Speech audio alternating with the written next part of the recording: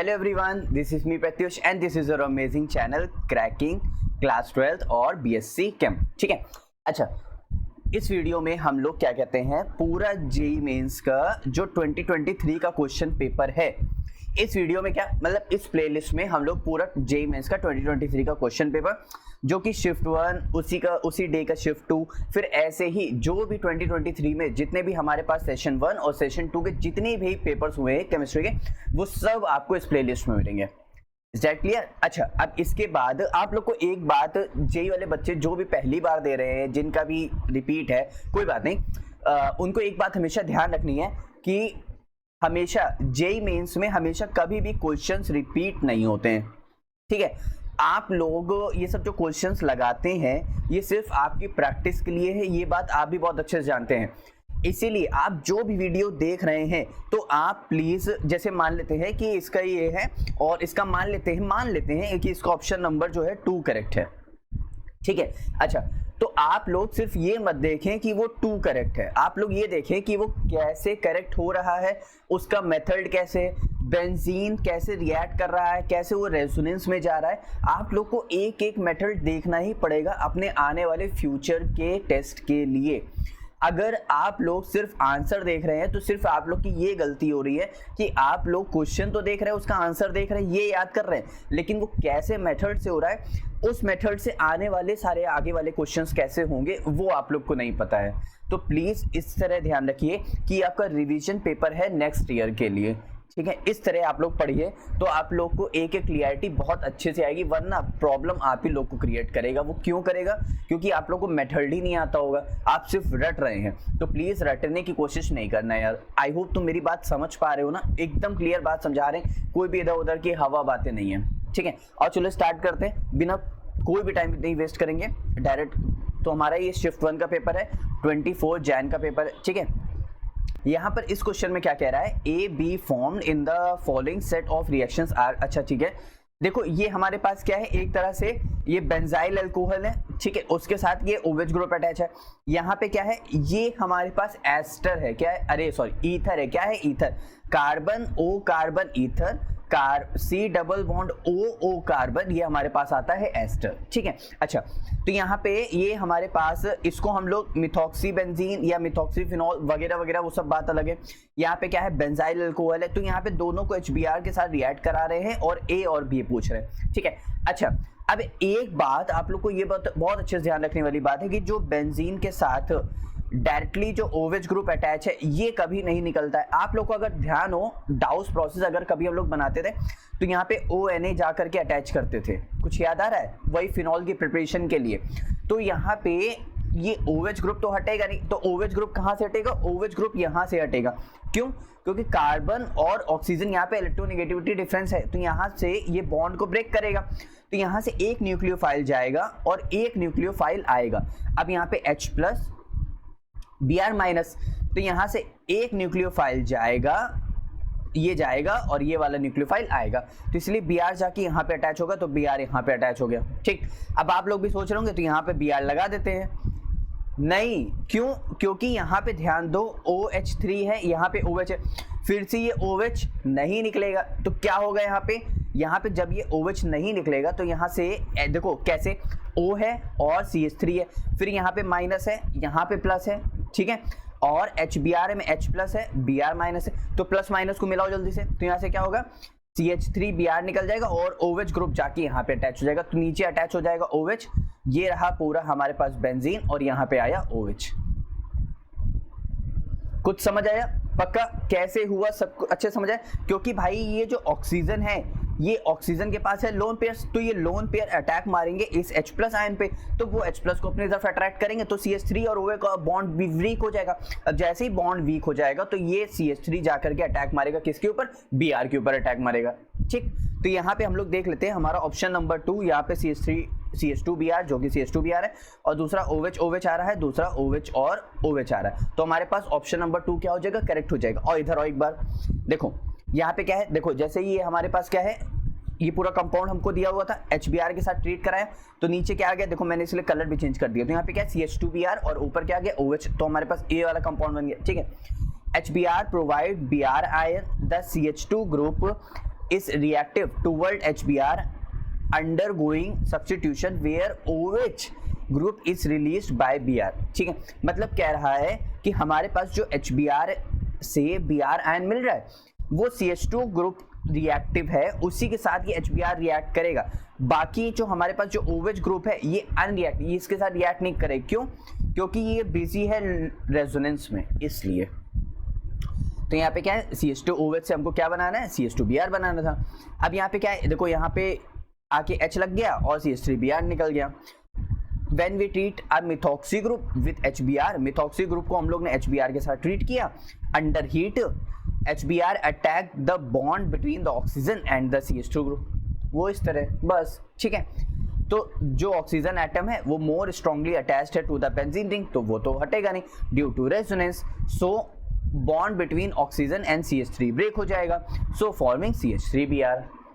सभी को अच्छे समझ आए? देखो ये मैंने लिखा इसलिए है, जो बच्चे मेरी वॉइस नहीं सुन रहे हैं वो सिर्फ जो देख रहे हैं वीडियो को आगे बढ़ा करके, तो शायद वो ऐसे ही समझ लें। ठीक है, अब यहाँ पे क्या है, अब एक बात ध्यान देने वाली कि वो जो OH ग्रुप था, वो जो OH ग्रुप था वो क्यों नहीं निकल रहा था, उसको भी थोड़ा सा और समझ लेते हैं। वो सिर्फ यहाँ पे सिर्फ रेजोनेंस के चक्कर से, इस बात को ध्यान रखना, जो OH ग्रुप डायरेक्टली अटैच्ड है बेंजीन रिंग से, वो इन्वॉल्व है रेजोनेंस में विद द बेंजीन रिंग के। ठीक, लोन पेयर जो ऑक्सीजन के ऊपर है वो डीलोकलाइज है, ठीक है, into the aromatic system and forming a partial double bond. मतलब कहने का है ये रहा इस तरह, ये रहा ऑक्सीजन, अब ऑक्सीजन अपने लोन पेयर यहाँ उतारेगा तो डबल बॉन्ड यहाँ पे बन जाएगा। ठीक है, तो वही डबल बॉन्ड की बात कर रहे हैं। So this strengthens the OH bond making it harder to break. इसकी वजह से ये जो OH बॉन्ड है ये उससे बेंजीन रिंग से बहुत ही हार्डर अटैच हो गया, क्योंकि यहाँ पे डबल बॉन्ड भी आ चुका है। Due to resonance the oxygen becomes less available for protonation और सब्स्टिट्यूशन बाय HBr। इसी रेजोनेंस की वजह से वो वहाँ पे लेस प्रोटोनेशन और लेस सब्स्टिट्यूशन रिएक्ट कर रहा है बाय HBr से। अब सभी को अच्छे समझ आए? कोई भी डाउट नहीं था? देखो मैंने थोड़ा सा पूरी कोशिश करी है कि आप लोग को एकदम क्रिस्टल क्लियर, आप लोग को पूरा एकदम सेल्फ, आप लोग कोशिश भी कर सकते हो और आप लोग को अंदर से फील भी आया होगा। नेक्स्ट क्वेश्चन देखें, और नेक्स्ट क्वेश्चन देखते हैं। यहाँ पे क्वेश्चन नंबर 2 में क्या कह रहा है, यहाँ पे कह रहा है decreasing order of the hydrogen bonding form water is correctly represented by liquid water, ice, impure water. अच्छा एक बात बताओ, हाइड्रोजन बॉन्डिंग की बात कर रहा है, इसका मतलब वाटर मॉलिक्यूल्स बहुत अच्छे से प्रेजेंट होने चाहिए, ठीक है, और टाइटली पैक्ड होने चाहिए। तो टाइटली पैक्ड तो सबसे ज़्यादा हाइड्रोजन बॉन्डिंग तो सॉलिड में होती है, ठीक है, फिर उसके बाद हमारे पास लिक्विड में हो गई, फिर उसके बाद हमारे पास गैस में हो गई, ठीक है। तो इसका मतलब ये और ये होना चाहिए ऑर्डर, ठीक है। अच्छा यहाँ पे ध्यान दो, यहाँ पे आई से यानी बी पहले हो जाएगा, ठीक है। तो बी पहले कहाँ पे, बी पहले, अरे ऑप्शन नंबर 1 में ही है, और देखने की जरूरत पड़ी, देखने की जरूरत नहीं पड़ी, लेकिन फिर भी देखेंगे। अच्छा यहाँ पे भी वाटर है, यहाँ पे वाटर, लेकिन यहाँ पे लिक्विड वाटर है, अच्छा वाटर है, और यहाँ पे इम्प्योर वाटर है, मतलब इसमें इम्प्योरिटीज आता है, इम्प्योरिटीज आता है, इसका मतलब हाइड्रोजन बॉन्डिंग को डिस्टर्ब करेगा, और जैसे ही डिस्टर्ब करेगा तो हाइड्रोजन बॉन्डिंग भी कम होगी। समझ गए भाई? मान लेते हैं मेरे पास ये वाटर है, जैसे खाली ये वाटर है, तो इसमें हाइड्रोजन बॉन्डिंग बहुत अच्छी हो रही है। अब ये वाटर है, इसमें मैंने बहुत सारी इम्प्योरिटीज डाल दी, तो अब ये सब हाइड्रोजन बॉन्डिंग को क्या कर रहे हैं, डिस्टर्ब करेंगे, हाइड्रोजन बॉन्डिंग को रोकेंगे, तो वो सबसे कम हो जाएगा। तो सी सबसे लास्ट में हो जाएगा, सी सबसे लास्ट में हो जाएगा, ए बीच में हो जाएगा, ठीक है। Maximum hydrogen bonding because water molecules are arranged in a rigid और open lattice structure. Open lattice structure इस तरह है, इस तरह जो स्ट्रक्चर बनाते हैं इसको हम लोग बोलते हैं ओपन लैटिस स्ट्रक्चर, ठीक है। अच्छा उसके बाद कह रहा है हमारे पास जो लिक्विड वाटर है वो कैसा है, has less hydrogen bonding than ice because the structure is not rigid, bond form and break rapidly. मतलब वाटर है, वाटर कोई रिजिड स्ट्रक्चर तो फिक्स नहीं है, वाटर ऐसे हिलता डुलता है, तो उसकी हाइड्रोजन बॉन्डिंग भी जितनी जल्दी बनती है उतनी जल्दी टूटती रहती है। यहाँ पे lesser hydrogen bonding impurity disturb the hydrogen bonding network. सभी को अच्छा समझ आया? पक्का? तो ये क्वेश्चन बहुत इजी था, हमारे पास ऑप्शन नंबर बी क्या हो जाएगा, करेक्ट हो जाएगा।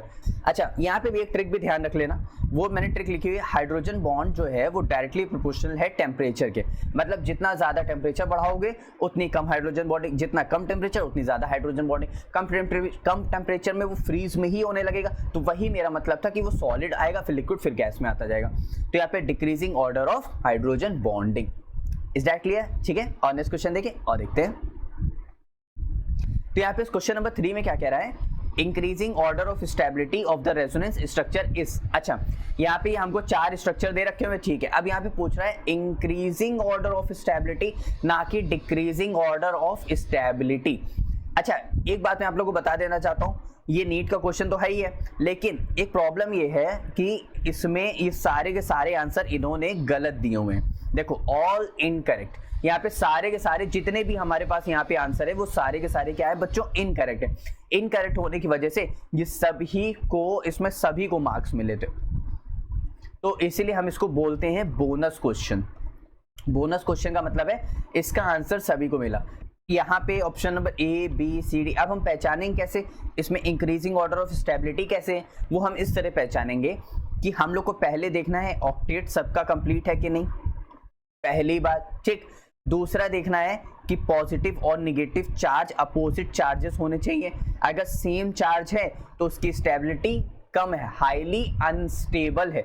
देखो, हाईली अनस्टेबल स्टेबिलिटी कम, हाईली स्टेबल स्टेबिलिटी बहुत ज्यादा, इस बात को ध्यान रखना, ठीक। पहला क्या देखना है, ऑक्टेट। दूसरा चार्ज देखना है, चार्ज सेपरेशन कितनी कितनी दूरी पर है, इतना देखना है। और कहीं पे मोस्ट इलेक्ट्रोनेगेटिव पे कहीं पॉजिटिव चार्ज तो नहीं, अगर है तो वो बहुत ही ज्यादा अनस्टेबल है। तो यहाँ पे देखते हैं पहला वाला, देखो पहले वाले को सबके चार्ज कंप्लीट है कि नहीं। देखो पहले यहाँ पे एक कार्बन है, 2 कार्बन है, मतलब यहाँ पे एक कार्बन है, उस कार्बन के ऊपर पॉजिटिव चार्ज है, यानी एक वैलेंसी यहाँ पे कम है, ठीक है। और यहाँ पे ध्यान दो, यहाँ पे कार्बन है, एक वैलेंसी 2 वैलेंसी, और ये कार्बन यानी फुलफिल है, और यहाँ से इस कार्बन के ऊपर पॉजिटिव चार्ज है, ये भी कम है, और यहाँ पे ऑक्सीजन के ऊपर पॉजिटिव चार्ज। अरे भाई ये तो हाईली अनस्टेबल हो गया, इसका मतलब सी सबसे पहले कर दो। सी को हमने सबसे पहले कर दिया। अब देखो यहाँ पे कहीं पे भी सी सबसे पहले, हाँ ऑप्शन नंबर 3 और 4 में दिया हुआ है, लेकिन हमको क्या देखना है, हाईली अनस्टेबल, तो यानी सी को हमको सबसे पहले रखना ही पड़ेगा, ठीक है। अब इसके बाद हमको देखना है कि ऑप्शन नंबर डी भी देख लेते हैं। चलो, यहाँ पे कार्बन के ऊपर नेगेटिव चार्ज, ठीक है, यहाँ पे उसकी क्योंकि वैलेंसी को फुलफिल कर रहा है, यहाँ पे नाइट्रोजन 4 बॉन्ड बना रहा है, तो एक पॉजिटिव चार्ज दिया हुआ है, तो यानी ये तो फुलफिल है, ये वाला तो कंपाउंड फुलफिल है, यानी सबसे ज्यादा स्टेबल तो डी हो गया। इसका मतलब सी रखो और डी को लास्ट में रखो, ठीक है। अब ए और बी में देखते हैं, ए और बी में अब कैसे पहचानेंगे, खुद बताओ जरा सा। एक बात यहाँ पे ध्यान दो कि यहां से नाइट्रोजन जो है ये इसको क्या कर रहा है, बैक बॉन्डिंग कर रहा है। भाई इसके पास पॉजिटिव चार्ज है, इसके पास है लोन पेयर, तो आगे बढ़ाएगा तो फॉरवर्ड रहेगा। अब ये मतलब पीछे कर रहा है, इसका मतलब ये बैक बॉन्डिंग शो कर रहा है। बैक बॉन्डिंग सबसे ज्यादा अनस्टेबल आ जाती है किसके, मोस्ट इलेक्ट्रोनेगेटिव कंपाउंड के बाद। इसका मतलब अब इसके बाद आ जाएगा हमारे पास बी, फिर हमारे पास आ जाएगा ए। अब कहीं पे भी अगर ऐसा दिया होता सी बी ए डी, तो अब यहाँ पे कहीं पे भी ऐसा नहीं है, तो इसीलिए हमारे पास ये बोनस क्वेश्चन हो जाता है और ये गलत हो जाता है। भाई बच्चों सबको अच्छे समझ आए। सबसे पहले देखना है ऑक्टेट, फिर देखना है हमारे पास charge separation plus minus charge, ठीक। वो नहीं देख पा रहे हो तो ऑक्टेट के बाद देखो कि यहाँ पे कहीं बैक बॉन्डिंग तो नहीं हो रही है, यहाँ पे कहीं मोस्ट इलेक्ट्रोनेगेटिव के ऊपर निगेटिव चार्ज, ये पॉजिटिव चार्ज, मतलब पॉजिटिव चार्ज तो नहीं है, क्योंकि मोस्ट इलेक्ट्रोनेगेटिव इलेक्ट्रॉन गेन करता है, उसके ऊपर पॉजिटिव चार्ज, उसमें से और इलेक्ट्रॉन निकाल लिया तो और कम अनस्टेबल हो गया, तो इसलिए ओ के ऊपर पॉजिटिव चार्ज है, तो इसका मतलब ये अनस्टेबल हो गया। तो सी, फिर हमारे पास आ जाएगा बी, फिर हमारे पास आ जाएगा ए, और फिर हमारे पास आ जाएगा डी, ठीक है। पक्का अच्छे समझ आए, पक्का ना। और नेक्स्ट क्वेश्चन बढ़े, और नेक्स्ट क्वेश्चन देखते हैं। यहाँ पे क्वेश्चन नंबर 4 में क्या कह रहा है, are formed in the following sequence of reaction, ठीक है। हमारे पास हमको ये यहाँ से यहाँ तक पहुँचना है, तब हमको पता चलेगा। देखो भाई ऐसे जेई वाले बहुत कंफ्यूज करते हैं, तो इस बात को भी ध्यान रखेंगे कि एक ये कार्बन है, ये कार्बन है, ये मिथाइल CH3 है, ये मिथाइल CH3 है, ये मिथाइल CH3 है, ये मिथाइल CH3।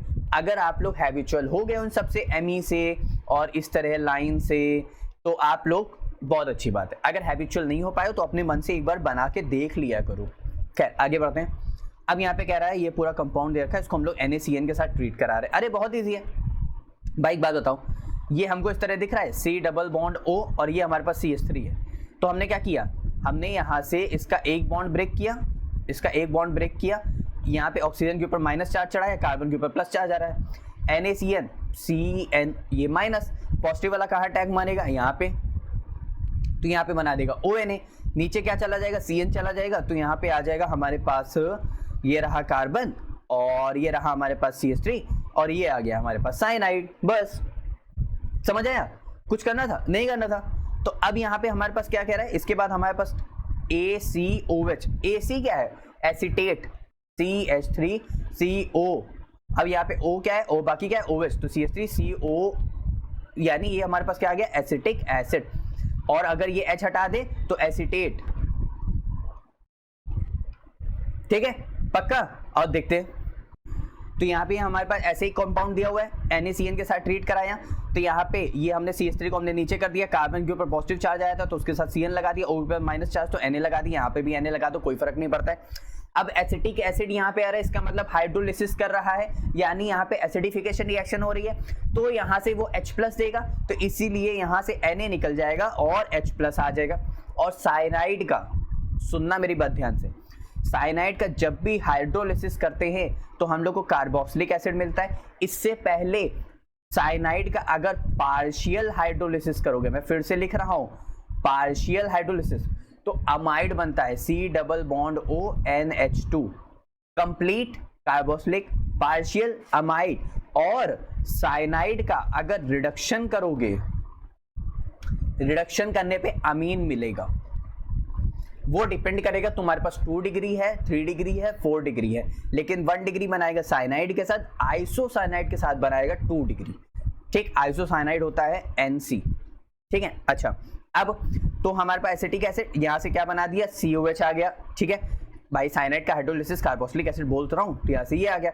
अब यहाँ से हमारे पास क्या है, उसने क्या लिखा था? ETOH। क्या लिखा था? ETOH। ETOH इथाइल, हम लोग इस तरह लिख सकते हैं C2H5OH। Carboxylic acid, ethyl alcohol जब भी रिएक्ट करते हैं एस्टर की फॉर्मेशन करते हैं, एस्टेरिफिकेशन रिएक्शन, वाटर रिमूवल। तो यहाँ पे क्या होगा?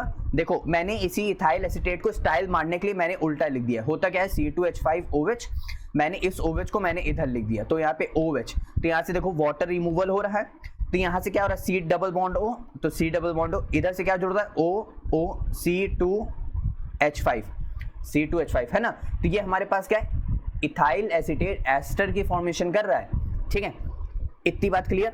अब यहां से ध्यान दो, क्या बन गया? एस्टर बन गया। ठीक, अब किसके साथ ट्रीट करा रहे हैं? Methyl magnesium bromide, CH3MgBr। ये क्या है? Methyl magnesium bromide. अब कैसे बन रहा है ध्यान से देखना, यहाँ पे ध्यान दो। तो यहाँ पे बन चुका है अब एस्टर। अब इस एस्टर की रिएक्शन हम लोग करा रहे हैं मिथाइल मैग्नीशियम ब्रोमाइड के साथ, और हमारे पास यानी ग्रिग्नार्ड रिएजेंट के साथ, और हमारे पास ये प्रोडक्ट बन चुका है फाइनली हाइड्रोलिसिस। अब कैसे बन रहा है यहाँ पे थोड़ा सा ध्यान दे लो। जैसे हमारे पास, हम पूरा कंपाउंड नहीं ले रहे हैं, हम सिर्फ ले रहे हैं C+O C2H5 के साथ, हम लोग को इसी से मतलब है। प्लस हम लोग रिएक्ट करा रहे हैं मिथाइल मैग्नीशियम ब्रोमाइड के साथ, वहां पे जो Me है वो मिथाइल ही है। तो यहाँ से इसके पास आता है माइनस, इसके पास आएगा प्लस, तो चलो बना दो जल्दी से। यहाँ से इस बॉन्ड को हटाया, यहाँ पे प्लस आया, यहाँ पे हमारे पास आ जाएगा MgBr, क्योंकि ये इसकी ब्रेकिंग कैसे हो? इसकी ब्रेकिंग निगेटिव और पॉजिटिव, तो यहाँ पे आ जाएगा CH3। ठीक है, इतनी बात क्लियर? अब यहाँ पे क्या होगा? यहाँ पे जो इसके साथ जो बॉन्ड बना है ऑक्सीजन MgBr के साथ, और यहाँ पे जो कार्बन है, ये बॉन्ड जब इधर भागेगा तो कार्बन ऑक्सीजन के साथ डबल बॉन्ड हो जाएगा। ठीक, अब नीचे क्या है हमारे पास? CH3। ठीक, इधर से भी इधर पूरी रिंग अटैच है, तो इसलिए ये बॉन्ड को टूटना पड़ेगा, क्योंकि कार्बन के 5 बॉन्ड नहीं हो सकते, इसीलिए ऑक्सीजन के पास होते हैं लोन पेयर, वो इधर भागेंगे, वो कार्बन के ऊपर मतलब कार्बन को लोन पेयर देंगे। तो यहाँ से हमारे पास देखो क्या निकला, यहाँ से हमारे पास निकला C2H5, ठीक, उसके साथ लगा हुआ O, उसके साथ लगा हुआ और पूरा MgBr। तो ये हमारे पास पूरा कंपाउंड बाहर हो गया। ठीक है, अब अगर आप लोग को ध्यान हो तो उन्होंने हमें क्वेश्चन में 2 मिथाइल यानी 2 बार रिएक्ट कराना है, तो यानी फिर एक और बार रिएक्ट कराएंगे। एक और बार जब हम लोग रिएक्ट कराएंगे, मैं इसको हटा दूं बच्चों, अब इस पूरे को हटा दूं, हमारे पास फाइनल कंपाउंड तो नीचे वाला बन चुका है। अब इसको हम लोग वापस से ट्रीट करा रहे हैं मिथाइल मैग्नीशियम ब्रोमाइड के साथ, फिर ये यहाँ पे भागेगा तो इसके पास माइनस चार्ज, फिर यहाँ पे क्या आएगा? MgBr आएगा। ठीक है, फिर कार्बन के पास पॉजिटिव चार्ज आ जाएगा, तो पॉजिटिव चार्ज के साथ कौन अटैच होगा? फिर वापस से CH3 अटैच होगा, क्योंकि इस बॉन्ड को हटा दो। अब फाइनल प्रोडक्ट बनाने के लिए क्या करेंगे? हाइड्रोलिसिस करेंगे। तो हाइड्रोलिसिस में इसके पास है माइनस, इसके पास है प्लस, तो O के साथ आ जाएगा OH, यहाँ पे आ जाएगा कार्बन, यहाँ पे आ जाएगा CH3, यहाँ पे आ जाएगा CH3। तो कार्बन के साथ 2 CH3 और 1 OH आ रहा है। देखो कार्बन के साथ 2 CH3 और 1 OH आ रहा है। ठीक, और बगल वाला पूरी रिंग अटैच है, जैसे जो कंपाउंड अटैच है। तो समझ आया कि एस्टर का भी हम लोग ग्रिग्नार्ड रिएजेंट के साथ रिएक्शन कैसे करते हैं और उस फाइनल प्रोडक्ट बनाने के लिए उसका हाइड्रोलिसिस करते हैं। बस जो बीच में कंपाउंड बनता है वो इंटरमीडिएट कंपाउंड बनता है। Is that clear? अच्छे समझ आए। नेक्स्ट क्वेश्चन पे आए और नेक्स्ट क्वेश्चन पे आते हैं। यहाँ पे कह रहा है the primary and secondary valency of cobalt respectively. अच्छा, कोबाल्ट कैसे निकालनी, इसको माना x, NH3 न्यूट्रल लिगेंड तो पूरा 0, तो यहाँ पे x प्लस 0 प्लस Cl के ऊपर चार्ज कितना है -1 का। अच्छा ये ब्रैकेट है, इनसे गलती हो गई थी, ठीक है, बार बार गलती करते रहते, कोई बात नहीं। तो यहाँ पे आया -1, एक और है तो -2 चार्ज है, अरे -2 इज इक्वल टू 0, तो यहाँ पे x इज इक्वल टू +3, यानी यहाँ पे ऑक्सीडेशन स्टेट और प्राइमरी वैलेंसी आ रही है +3, मतलब 3 आ रही है, तो यहाँ पे भी 3, यहाँ 3। अब कोऑर्डिनेशन नंबर या तो 4 होते हैं या तो 6 होते हैं, इसके अलावा होते ही नहीं है, तो यहाँ पे कोऑर्डिनेशन नंबर 6 क्या हो जाएगा, करेक्ट हो जाएगा। कैसे देख लेते हैं। कोऑर्डिनेशन नंबर सेकेंडरी वैलेंसी तो 5 और 1 क्लोरीन 6, तो 5 1 क्लोरीन 6, ठीक है। ये रहा प्राइमरी वैलेंसी, ये रहा सेकेंडरी वैलेंसी, बस बहुत इजी ना। अरे कोबाल्ट है भाई, इसको अमोनिया अमोनिया अमोनिया, एक और अमोनिया, एक और अमोनिया, 5 हो गए, 1 Cl लगा दो, बस बात खत्म हो गई, ठीक। और नेक्स्ट देखते हैं।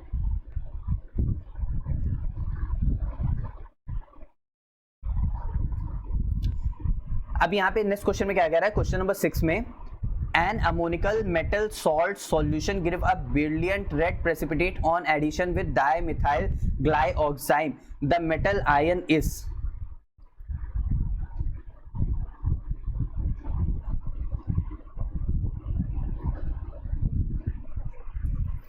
अच्छा ठीक है, पहले आप लोग को जानना जरूरी है कि डाइमिथाइल ग्लाइऑक्साइम क्या होता है। पहली बात यहाँ पे इसको देखो इस तरह बना लो, सबसे पहले शॉर्ट में एक इस तरह, ठीक, एक CH3 यहाँ पे लगाओ, मजे से एक CH3 यहाँ पे लगाओ, ठीक है। कार्बन और ऑक्सीजन के बीच में जब भी नाइट्रोजन आ जाएगा तो उसको बोलते हैं ऑक्साइम। तो ये भी हमारे पास कार्बन है, तो इसके साथ double bond nitrogen OH oxime, double bond nitrogen OH oxime, तो इसको बोलते हैं ऑक्साइम। कार्बन और नाइट्रोजन के, कार्बन और ऑक्सीजन के बीच में जब भी नाइट्रोजन आ जाएगा तो उसको बोलेंगे ऑक्साइम। नाइट्रोजन 3 बॉन्ड बनाता है, इसीलिए 2 बॉन्ड इसके साथ, 1 बॉन्ड इसके साथ, ठीक है, पक्का समझ आया, ठीक है। अब और नेक्स्ट देखते हैं। देखो डाइमिथाइल ग्लाइऑक्साइम एक ऑर्गेनिक रिएजेंट है जो कि used specifically for detection of निकल +2 आयंस, तो आपका आंसर मिल गया, ठीक है। अब in an ammoniacal solution, ammoniacal ammonia से बना अमोनियम और उसके साथ लगता है OH, इसको बोलते हैं weak base as a solution की तरह। बेसिक मीडियम है विद अमोनिया, ठीक है। Nickel +2 react with dimethyl glyoxime to form red colour PPT। कैसे, यहाँ पे आओ, देखो यहाँ पे जो निकल है हमारे पास, ठीक है, निकल +2 डाइमिथाइल ग्लाइऑक्साइम है, उसके साथ ट्रीट कर रहा है। ये हमारे पास कैसा रहता है, बाइडेंटेट लिगेंड रहता है। कैसा रहता है, बाइडेंटेट लिगेंड, क्योंकि यहाँ से नाइट्रोजन डोनर साइड की मदद से होता है, न्यूट्रल और highly stable, red precipitate form कर रहा है, ठीक है। अब देखो वही बात है कि डाइमिथाइल ग्लाइऑक्साइम को और भी बनाने के तरीके हैं। देखो मैंने ब्यूटेन ही बनाया तो कार्बन कार्बन, उसके साथ लगा दो कार्बन, ये इसको स्टाइल मारने का ऐसा रिंग फॉर्मेशन के, चिलेटिंग रिंग के फॉर्मेशन में भी दिखाना, और उसके साथ लगा हुआ है double bond NH OH double bond NOH, ठीक। निकल +2 के साथ रिएक्ट कराया तो मेटल क्या करता है, इसी कंपाउंड को 2 बार रिएक्ट करा, तो देखो यहाँ पे 5 यानी चिलेटिंग रिंग की फॉर्मेशन हो रही कि नहीं, 1 2 3 4 5, तो यहाँ पे ध्यान दो 1 2 3 4 5, देखो 5 का रिंग बन रही है, इसका मतलब ये कंपाउंड हाईली स्टेबल है। फिर वापस से उसी के साथ देखो 1 2 3 4 इस तरह, देखो 5 कार्बन रिंग, मतलब 5 की रिंग आ रही है, वही चीज है चिलेटिंग रिंग। तो यहाँ पे Ni+2 के साथ रिएक्ट कर रहा है, बाकी OH। अब आप लोग सोच रहे हो इसका H कहाँ गया, इसका H कहाँ गया, अरे भाई वो हाइड्रोजन बॉन्डिंग कर रहा है तो उसी के साथ वो रिएक्ट कर गया है। तो यहाँ पे देखो इस हाइड्रोजन बॉन्डिंग पूरी शो कर रहा है, तो और भी ज्यादा स्टेबल कंपाउंड हो गया। तो ये है हमारे पास निकल डिटेक्शन का डाइमिथाइल ग्लाइऑक्साइम टेस्ट। अच्छे समझ आए, कोई भी टफ नहीं है। चाहो तो अगर भूल जाते हो तो इसको ऐसे बना लो, कार्बन कार्बन और यहाँ पे लगाओ NOH और यहाँ पे लगाओ डबल बॉन्ड NOH, या फिर अगर याद रहता है तो इसको ऐसे बना लो, यहाँ पे लगा दो NOH और यहाँ पे लगा दो NOH, तो यहाँ पे CH3 और यहाँ पे CH3 ही आएगा क्योंकि इसके साथ डबल बॉन्ड में जा रहा है। अच्छे समझ आया, पक्का। आगे बढ़ जाए हम लोग जल्दी से, इतना बहुत इजी था, बस खाली एक बार ध्यान रखना है। और ये कंपाउंड का कलर कौन सा है, ये रेड कलर पीपीटी यहाँ पे हमारे पास क्या करता है, शो करता है। नेक्स्ट क्वेश्चन देखें, और नेक्स्ट क्वेश्चन देखते हैं जल्दी से। अब यहाँ पे कह रहा है reaction with beryllium oxide BeO, ठीक है, with ammonia and hydrogen fluoride. Ammonia तो NH3 है, हाइड्रोजन फ्लोराइड HF है, gives compound A on thermal decomposition BeF2 and NH4। देखो यहाँ पे एक बात ध्यान रखना कि अगर हम लोग यहाँ से कंपाउंड बनाते हैं तो हम लोग को कंपाउंड ये वाला भी मिलता है, ठीक है, यहाँ से हम लोग को कंपाउंड ये वाला भी मिलता है। अब इसी कंपाउंड को देखो, तुम इस कंपाउंड को ब्रेक करो, पहले ध्यान से सुनना समझना, F3 है ना, तो यहां से इसको हम लोग ब्रेक करेंगे तो हम लोग को मिलता है NH4F प्लस BeF2, ये कंपाउंड मिलता है। अब ये कंपाउंड देखो हम लोग को कहां से मिल रहा है, ये कंपाउंड में देखो हमारे पास क्या है, 3 फ्लोरीन है, ठीक है, एक Be है और एक NH4 है। तो देखो ये कंपाउंड हमारे पास कहाँ है, यहाँ पे 2 NH4, एक NH3, एक NH4, 2 Be है, तो हमारे पास हम लोग को लगता है ऑप्शन नंबर 4 करेक्ट हो गया। लेकिन ऐसा नहीं है बच्चों, क्यों, क्योंकि जो बेरिलियम है उसका कोऑर्डिनेशन नंबर 4 रहता है, इसीलिए वो BeF4 की फॉर्मेशन करता है। और BeF4 की वैलेंसी जो होती है यहाँ पे -2 होती है, तो -2 होने की वजह से ये NH4 को डबल होना पड़ता है +2 में, तो इसीलिए हमारे पास जो कंपाउंड बनता है वो ये वाला कंपाउंड बनता है। कुछ समझ आ रहा है, तो इसीलिए हमारे पास ये वाला कंपाउंड बना, तो A। अब इसी को तुम लोग ब्रेक करोगे तो NH4F और बेरिलियम फ्लोराइड हम लोग को मिले, क्योंकि एक पॉजिटिव इसके साथ, एक पॉजिटिव इसके साथ, तो इसीलिए हमारे पास ये कंपाउंड बना, ठीक है। अब तुमको मैं दिखाता हूं कि ये +2 कैसे शो कर रहा है, और मैं तुमको जरा सा उसका उसमें आयन के फॉर्म में दिखाता हूं। तो देखो यहाँ से NH4 प्लस निकला और BeF4 2 माइनस निकला, क्योंकि भाई ये 2 इधर जाएगा तो इसके ऊपर -2 चार्ज रहेगा। बेरिलियम के ऊपर तुम वैलेंसी निकालो तो यहाँ पे -4 हो जाएगा, इज इक्वल टू -2 हो जाएगा, तो x इज इक्वल टू -2, यहाँ पे आ जाएगा +4, यहाँ पे आ जाएगा x इज इक्वल टू +2।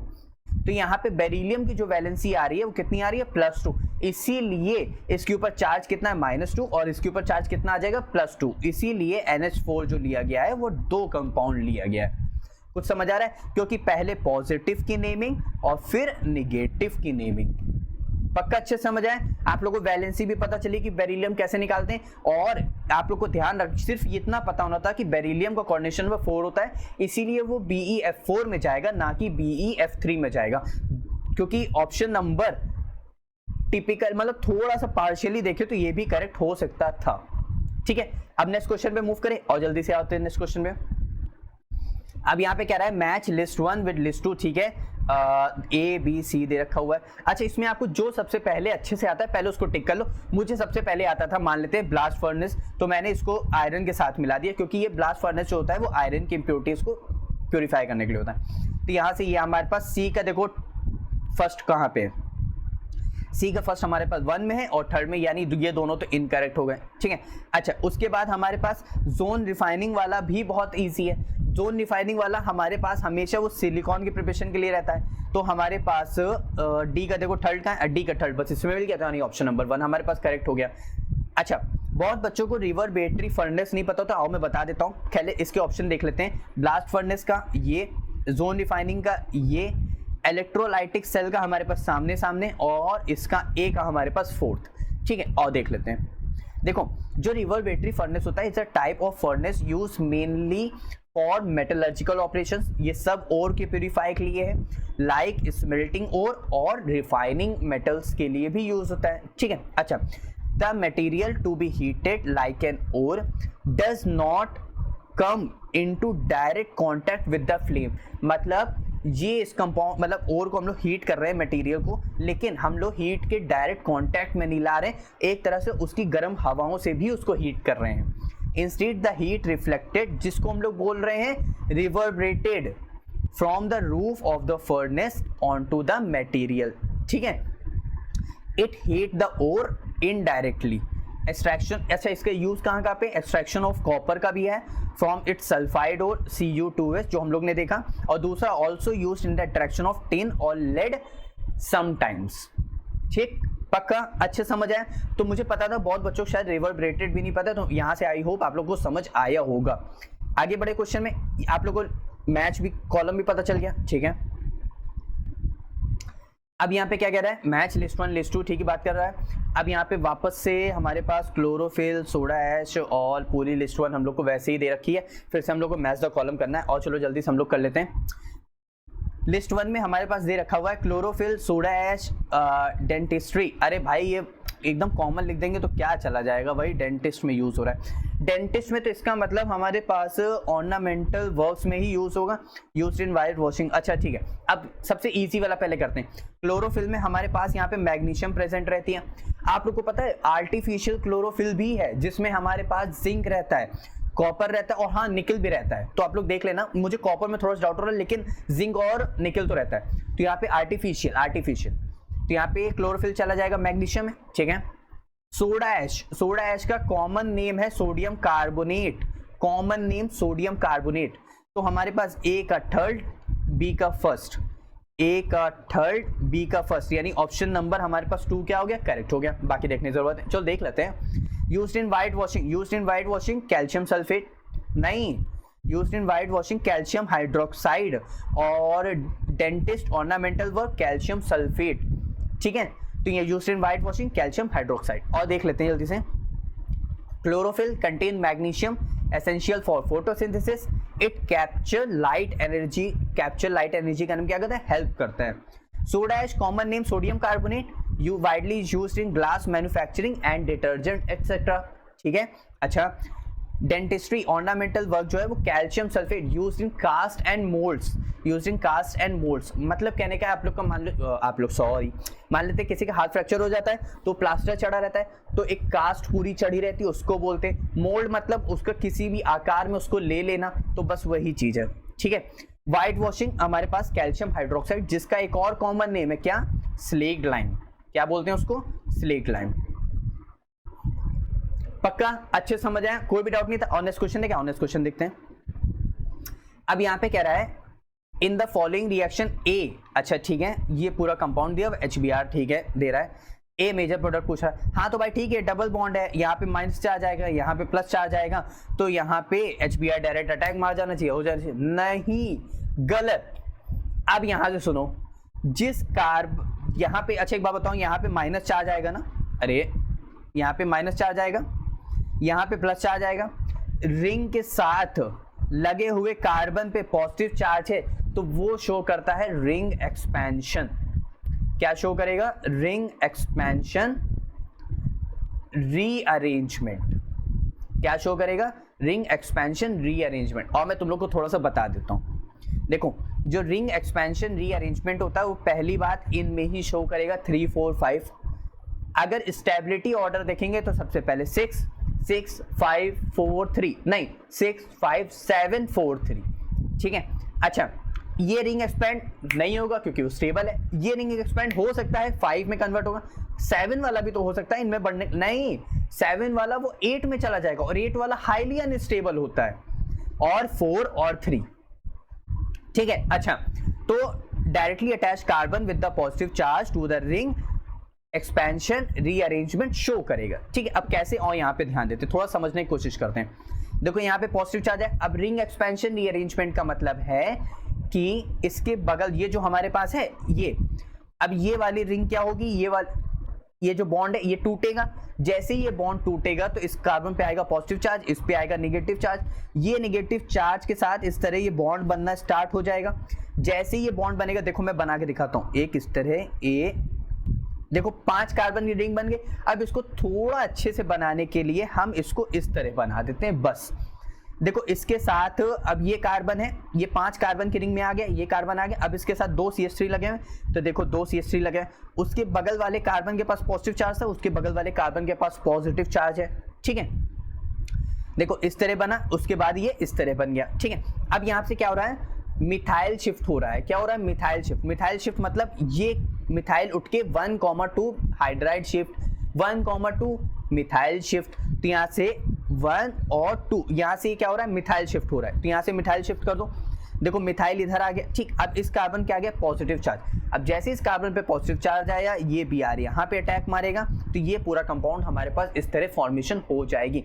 हमको ये सब क्यों करना पड़ा, पहली बात रिंग एक्सपेंशन रीअरेंजमेंट की वजह से करना पड़ा। भाई रिंग एक्सपेंशन रीअरेंजमेंट हमारे पास बहुत ज़रूरी और एक हाईली स्टेबल कंपाउंड शो करता है।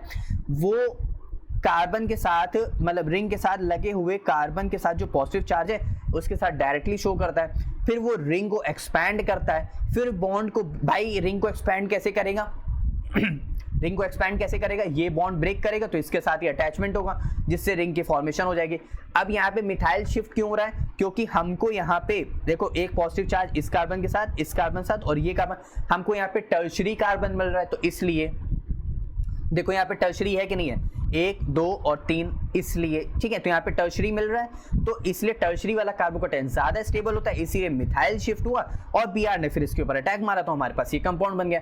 अब देखो ये कंपाउंड कहाँ पे बन रहा है, देखो इसके साथ एक Br एक CH3 और एक CH3, यानी ऑप्शन नंबर 3 क्या हो गया मेरे पास, करेक्ट हो गया। एग्जैक्टली है। नेक्स्ट क्वेश्चन देखें और नेक्स्ट क्वेश्चन देखते हैं हम लोग। तो यहाँ पे क्वेश्चन नंबर 11 में क्या कह रहा है, it is observe that characteristic X ray, अच्छा ठीक है, यहाँ पे एक्सरे स्पेक्ट्रा की बात कर रहा है, इसका मतलब यहाँ पे किसकी बात कर रहा है, यहाँ पे बात कर रहा है स्पेक्ट्रोस्कोपिक यानी एक्सरे स्पेक्ट्रोस्कोपी।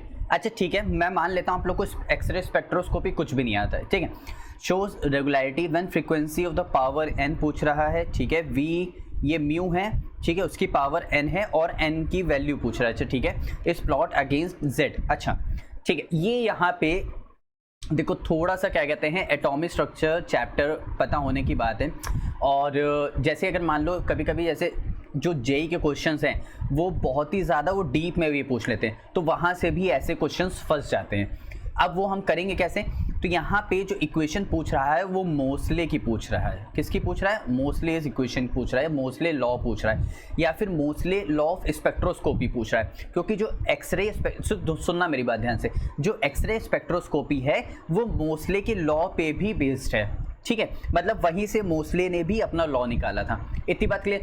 अब यहाँ पे कहने का मतलब है कि ये ग्राफ इस तरह जा रहा है, इसका मतलब स्ट्रेट लाइन है, इसका मतलब जो v है जो म्यू है वो डायरेक्टली प्रोपोर्शनल है z के, ठीक है। अच्छा अब यहाँ से जो मोस्ले की जो इक्वेशन थी वो थी under root mu is directly proportional z minus b, बस इतनी थी। या फिर इसको बहुत से लोग इस तरह भी लिखते हैं म्यू इज इक्वल टू, या फिर mu directly proportional under root मतलब sorry bracket z minus b का स्क्वायर, स्क्वायर हटाओगे तो उधर अंडर रूट आ जाएगा ना, बस वही चीज़ है और कुछ भी नहीं है, इतनी बात क्लियर। अब यहाँ पे अगर हम लोग इस प्रोपोर्शनलिटी का साइन हटाते हैं तो हमारे पास आता है a z माइनस b। अब यहाँ पे ये z जो है वो एटॉमिक नंबर है, इसका मतलब जो मोस्ले ने आखिरी में जो अपना लॉ दिया था, मतलब जो आखिर बहुत सारे साइंटिस्ट आए थे ना, डोवेरेनियर आए थे, मेंडलीव आए थे, न्यूलैंड लॉ ऑफ ऑक्टेव आए थे, तो इन सब ने जो अपना लॉ दिया था वो सब था एटॉमिक मासेस के बेस पे था, लेकिन इनका जो लॉ था वो एटॉमिक नंबर के बेस पे था, तो इन्होंने जो प्रोडक्ट टेबल जो अरेंज किया था वो एटॉमिक नंबर के अकॉर्डिंग इन्होंने कर दिया था, ठीक है, जिसको हम लोग पोजीशन नंबर भी बोलते थे, अगर आप लोग को थोड़ा सा भी अगर पहले का पता है तो, ठीक है। अब यहाँ पे देखो ये जो कॉन्सेप्ट है related for characteristic of X rays पे रिलेटेड है, जो कि उनका ये लॉ था, प्रोपोर्शनलिटी का साइन हटाते हैं तो ए आता है, जो कि ए एक कांस्टेंट वैल्यू है, ठीक है, इतनी बात क्लियर। अच्छा म्यू हमारी फ्रीक्वेंसी है जो कि एमिटेड रे से, भाई फ्रीक्वेंसी कहाँ से आ रही है, एक्सरेज से ही आ रही है, जेड हमारा एटॉमिक नंबर है और ए और बी हमारा कांस्टेंट वैल्यू में आता है, ठीक है, जो कि स्क्रीनिंग कांस्टेंट, स्क्रीनिंग कांस्टेंट का बच्चों मतलब ये होता है, या जेड इफेक्टिव का मतलब ये होता है, ये जो पॉजिटिव चार्ज है, ये जो पॉजिटिव चार्ज है ये अपने आउटर मोस्ट इलेक्ट्रॉन को कितना ज़्यादा कितने पावर से अट्रैक्ट कर रहा है, कितना इफेक्टिव उसका चार्ज है, बीच वाला पॉजिटिव कितना इफेक्टिव है कि इस नेगेटिव चार्ज आखिरी वाले आउटर मोस्ट इलेक्ट्रॉन को अपनी तरफ अट्रैक्ट कर सकता है, उसको बोलते हैं जेड इफेक्टिव, यानी इस पॉजिटिव चार्ज कितना इफेक्टिव है इस इलेक्ट्रॉन को अट्रैक्ट करने के लिए, ठीक। और इस पॉजिटिव चार्ज है इसके बीच में और भी सारे इलेक्ट्रॉन होंगे, तो इस इलेक्ट्रॉन को, ये जो इलेक्ट्रॉन रोक रहे हैं, इलेक्ट्रॉन रिपल करेंगे ना, ये जो इलेक्ट्रॉन रोक रहे हैं, जो एक शील्ड बना रहे हैं, इसको बोलते हैं स्क्रीनिंग शील्ड या फिर शील्ड इफेक्ट या फिर स्क्रीनिंग कांस्टेंट, ठीक। अच्छा तो अब यहाँ पे एक बात ध्यान दो, अगर हम लोग म्यू है इसका डायरेक्टली ये स्क्वायर रूट अगर साइन हटाएंगे तो म्यू की पावर कितनी आ जाएगी, हाफ आ जाएगी। तो वहीं से म्यू हमारे उसको हम क्या लिख सकते हैं, वी हाफ भी लिख सकते हैं। Is directly proportional to the Z, जो कि यहाँ से ये देखो इस तरह ये बढ़ रहा है और ये हमारे पास इंटरसेप्ट कितना आ रहा है, बी आ रहा है। इसका स्लोप क्या है हमारे पास, ए है। ठीक है, अच्छा इन्होंने ऑब्जर्व किया when X rays are emitted due to electronic transition involving inner shell K और एल।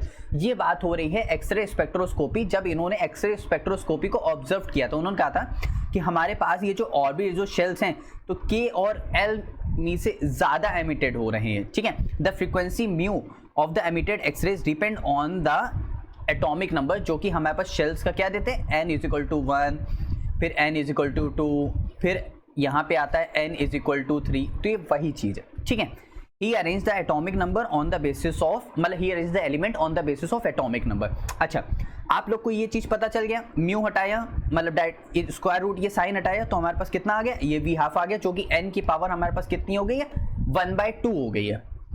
ठीक, अच्छा ये क्वेश्चन आप लोग को पता है ये आ कहाँ से रही है, ये क्वेश्चन आ रही है हमारे पास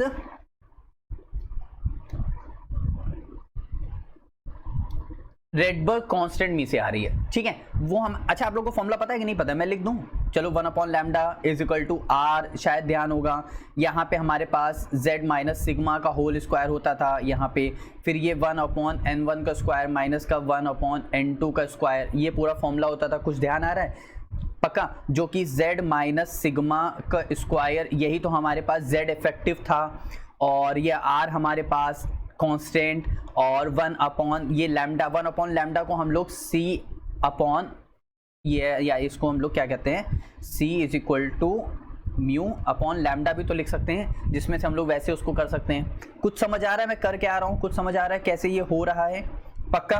तो ये इक्वेशन थी हमारे पास पूरी मोसले लॉ की, और ये हमारे पास इक्वेशन जो आती है वो रेडबर्ग कांस्टेंट में से आती है। खैर आप लोग को अगर इतना नहीं ध्यान आ रहा है तो इतना मत ध्यान रखो, सिर्फ इतना ध्यान रखो ये इक्वेशन थी और ये पूरी वैल्यू है। जब अगर मान लो हमारे पास ये जो 1/n1 का स्क्वायर माइनस 1/n2 का स्क्वायर ये जो है, अच्छा बोर्स मॉडल के उससे भी आता है, तो बोर्स मॉडल तो सिंगल इलेक्ट्रॉन के लिए था, तो अगर हम लोग मल्टी इलेक्ट्रॉन के लिए अगर जाते हैं तो हम लोग n इज इक्वल टू 2 या n इज इक्वल टू अगर 1 हम लोग लेके चलते हैं तो वहां से ये वैल्यू कैलकुलेट हो करके आती है, जिसको हम लोग अप्रॉक्सीमेट ये मानते हैं, जो कि ऐसा कांस्टेंट वैल्यू की तरह चलता है। तो यहाँ पे a और b जो कांस्टेंट हो जाते हैं और z हमारा इस तरह इसके डायरेक्टली प्रोपोर्शनल है, जो कि स्ट्रेट लाइन ग्राफ शो करता है।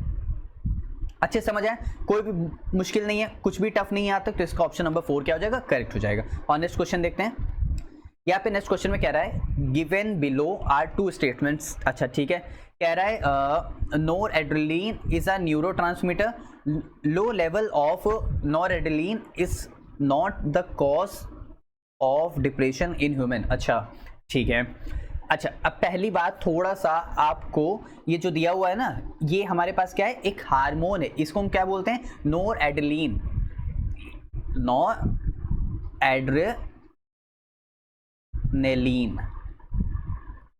ठीक है, अब ये एक हार्मोन है जो कि एड्रिनल ग्लैंड में से आता है, जो कि कहाँ से आता है, एक एड्रिनल ग्लैंड में से आता है। ठीक है, इतनी बात क्लियर। अब यहाँ पे थोड़ा सा अब देखना, समझते जाना, इसको हम लोग क्या बोलते हैं, इसको हम लोग ऑल्सो कॉल्ड नॉरपेफ्रीन भी बोलते हैं, नॉरपाइनफ्रीन भी बोलते हैं, नॉरपिनफ्रीन भी बोलते हैं। ठीक है, इस इंडीड अ न्यूरोट्रांसमीटर, एक केमिकल मैसेंजर की तरह एक्ट करता है, जो कि ट्रांसमिट करता है सिग्नल को अक्रॉस अ केमिकल साइनेप्स जो हमारे ब्रेन में होता है। ठीक है, सच एज या तो बिटवीन न्यूरॉन्स चलेगा या तो बिटवीन ए न्यूरॉन्स चलेगा, ठीक, एंड ए मसल सेल्स। इतनी बात क्लियर।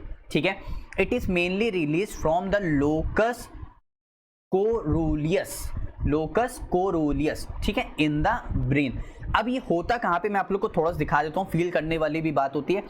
जैसे हमारे ब्रेन का स्ट्रक्चर है, ठीक है, तो ये हमारे पास क्या है, इसी को हम लोग बोलते हैं लोकस कोरूलियस। ठीक है, यहाँ पे क्या है हमारे पास, देखो लोकस कोरूलियस शो कर रहा है।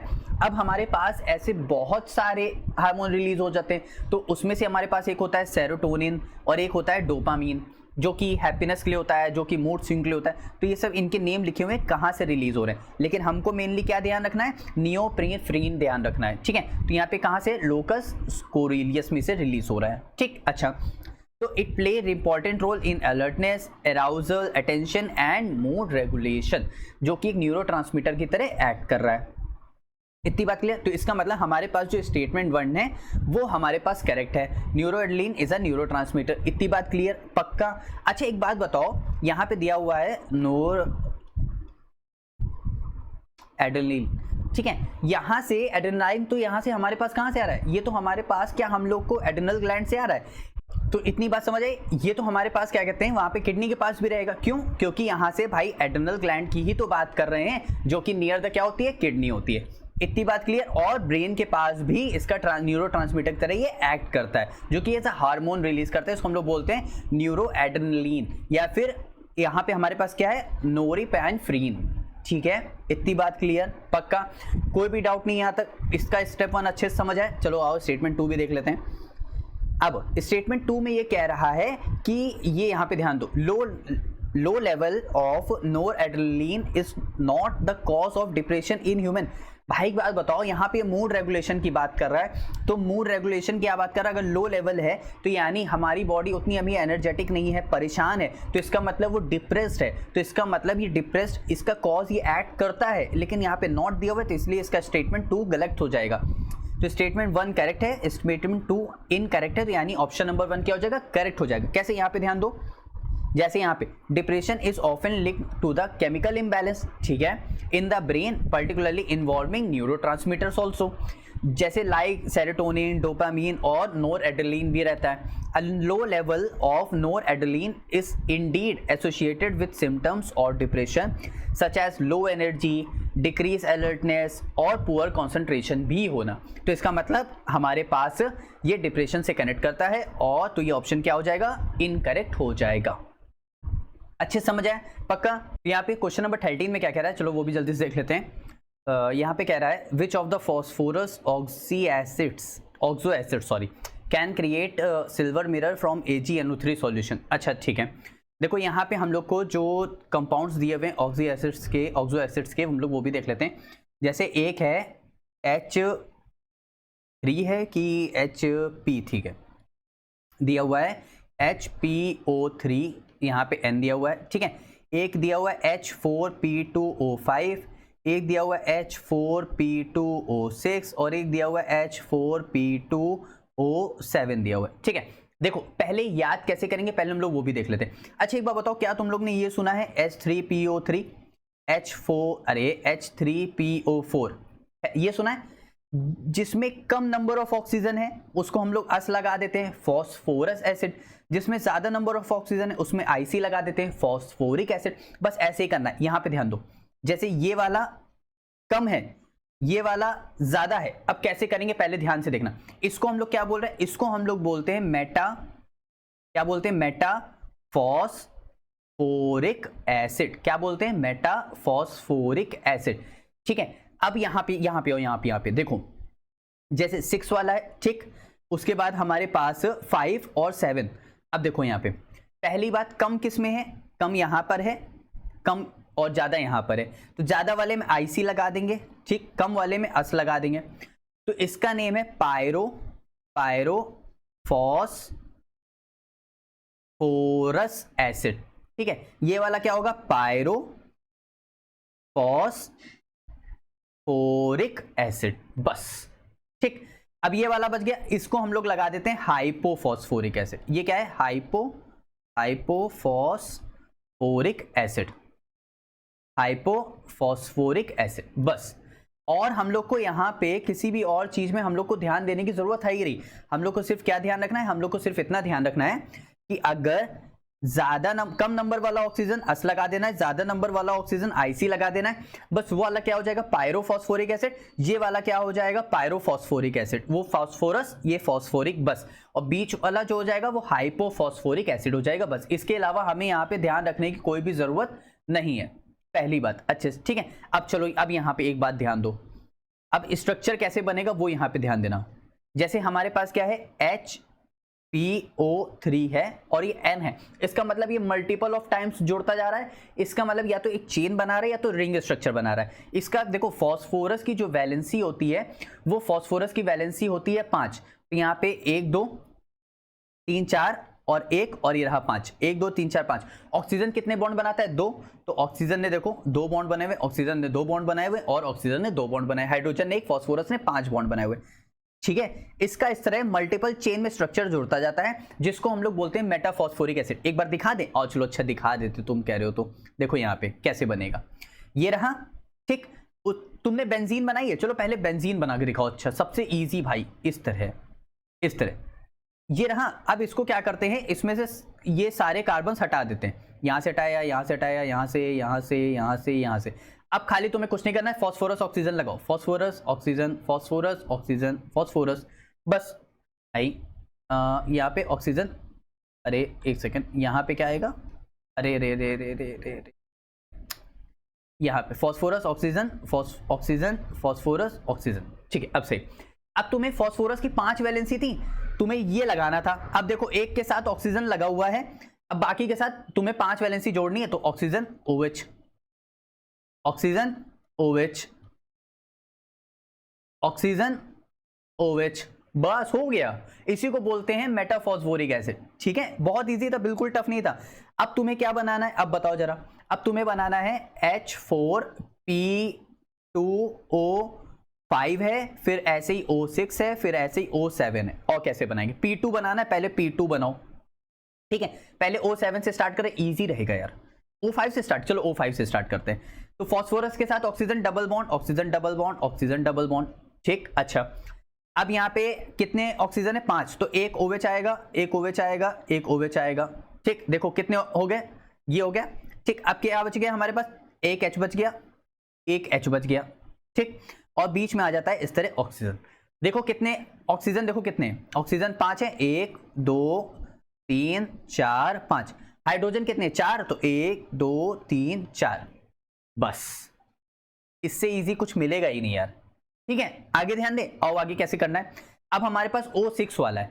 O6 वाले में बच्चों क्या होता है, खाली यहां से क्या होगा, अरे यहां से जैसे, हाँ, यहां से ये ऑक्सीजन हट जाएगा और एक ऑक्सीजन यहां पे आ जाएगा, एक ऑक्सीजन यहां पे आ जाएगा। देखो कितने ऑक्सीजन है यहाँ पे, 1 2 3 4 5 6। इसको बोलते हैं 6 वाला, यानी H4P2O6 इस तरह बनेगा। ठीक, अब 6 बन गया। अब 7 वाला चाहिए, तो बस कुछ नहीं करना है, वापस से इसको हटाना है और यहां पे ऑक्सीजन इस तरह लगा देना है। बस, सबके स्ट्रक्चर पता चल गए। एक बार और यहां पे मैं दिखा देता हूं वापस से। देखो, पहले मेटाफॉस्फोरिक एसिड, देखो इस तरह बनेगा। फिर हाइपोफॉस्फोरिक एसिड, जो कि हमारा 6 वाला था, तो देखो इस तरह बनेगा। उसमें बीच में ऑक्सीजन नहीं आएगा, बीच में कहां आएगा? सिर्फ 5 और 7 वाले में आएगा। तो देखो ये रहा 5 वाला और ये रहा 7 वाला। अब तुमको 5 वाले में एक डिफरेंस दिख रहा है। 5 वाले में ये है कि हाइड्रोजन डायरेक्टली अटैच्ड है फास्फोरस के साथ। किसके साथ? डायरेक्टली अटैच्ड है फास्फोरस के साथ। तो अब यहां पे बात तुमको शायद कुछ समझ आई हो कि हमारे पास जो H4P2O5 है, जिसमें जो बॉन्ड मिल रहा है, P और H बॉन्ड मिल रहा है, जो कि एक रिड्यूसिंग एजेंट की तरह एक्ट करेगा। किसकी तरह एक्ट करेगा? रिड्यूसिंग एजेंट की तरह एक्ट करेगा। इसका मतलब वो यहां से AgNO3 जो है, Ag+ को वो कन्वर्ट कर देगा, वो Ag में कन्वर्ट कर देगा, जो कि क्या है? ये एक तरह से टॉलेंस रिएजेंट। क्या है? Tollens reagent. क्या है? टॉलेंस। इसका मतलब अमोनिकल सॉल्यूशन है। इसका मतलब मेरे पास ये कंपाउंड रहा होगा, प्लस मेरे पास AgNO3 रहा होगा, प्लस मेरे पास वाटर रहा होगा, जो कि कन्वर्ट करके मुझे दे रहा होगा Ag में, प्लस यहां से एक HNO3 बाहर निकलेगा, एक HNO3 निकलेगा, प्लस बाकी हमारे पास H3PO4 निकलेगा। कुछ समझ आ रहा है कैसे? और यहां पे आओ, देखो यहां पे एसिड कंटेनिंग P और H bond are good reducing agent, तो they can cause Ag+ to Ag में no PH bond, no reduction. ठीक, तो H3 मतलब H4P2O5 जो है, क्या है ये भाई? पहली बात, पायरो है, कम ऑक्सीजन है, पायरोफॉस्फोरस एसिड। तो AgNO3 वाटर साथ ऐड कर रहा है, जो कि AgHNO3 और फॉस्फोरिक एसिड में क्या हो रहा है? कन्वर्ट हो रहा है। अच्छे से समझ आया? पक्का ना? बिल्कुल टफ नहीं था। हाँ, बस खाली हमें स्ट्रक्चर्स के बारे में पता होना चाहिए था, और ये पता होना चाहिए था जो P और H के बॉन्ड है, यही क्या करेंगे आगे? उसको रिड्यूस करने में हेल्प करेंगे, act as a reducing agent की तरह एक्ट करेंगे। आई होप बच्चों आप लोग को स्ट्रक्चर भी बहुत अच्छे से समझ आया होगा। नेक्स्ट क्वेश्चन पे आए और नेक्स्ट क्वेश्चन आते हैं। अब यहाँ पे इस क्वेश्चन में क्या कह रहा है ये भी देख लेते हैं हम लोग। Compound X undergoes following sequence of reaction to give lactone. अच्छा ठीक है, ये लैक्टोन का फॉर्मूला है। ओह कुछ नया है। ठीक है, अब यहाँ पे कह रहा है कौन सा कंपाउंड एक्स है जो कि ये सब रिएक्ट करके ये बना रहा है। अरे भाई साहब ये तो कुछ ज्यादा टफ हो गया। चलो देख लेते हैं, तब भी हार थोड़ी ना मानेंगे। और देखते हैं, पहले देखो, सबसे पहले देख एक बात, अच्छा बताओ, एक बात बताओ, तुम्हारे पास मान लेते हैं ये चेन है, ठीक है, उस चेन को तुम्हें सर्किल में बनाना है, तो इसका मतलब वो चेन टूटनी तो नहीं चाहिए। अब जैसे मान लेते हो तुम्हारे गले की कोई चेन होगी, उस चेन को जब तुम खोल दोगे तो सीधी हो जाएगी। अगर वो बीच से टूट जाएगी तो तुम उसको रिंग में कैसे बनाओगे, नहीं बना पाओगे। तो इसीलिए अगर वो पूरी चेन होगी तो तुम उसको मोड़ करके उसकी रिंग बना लोगे। इतनी बात क्लियर। अच्छा अब यहां पे ध्यान दो, एक बात और यहां पे ध्यान दो, अगर अगर अगर यहां पे पहले हैं कितने कार्बन, 1 2 3 4 5 और 6 कार्बन है, ठीक है।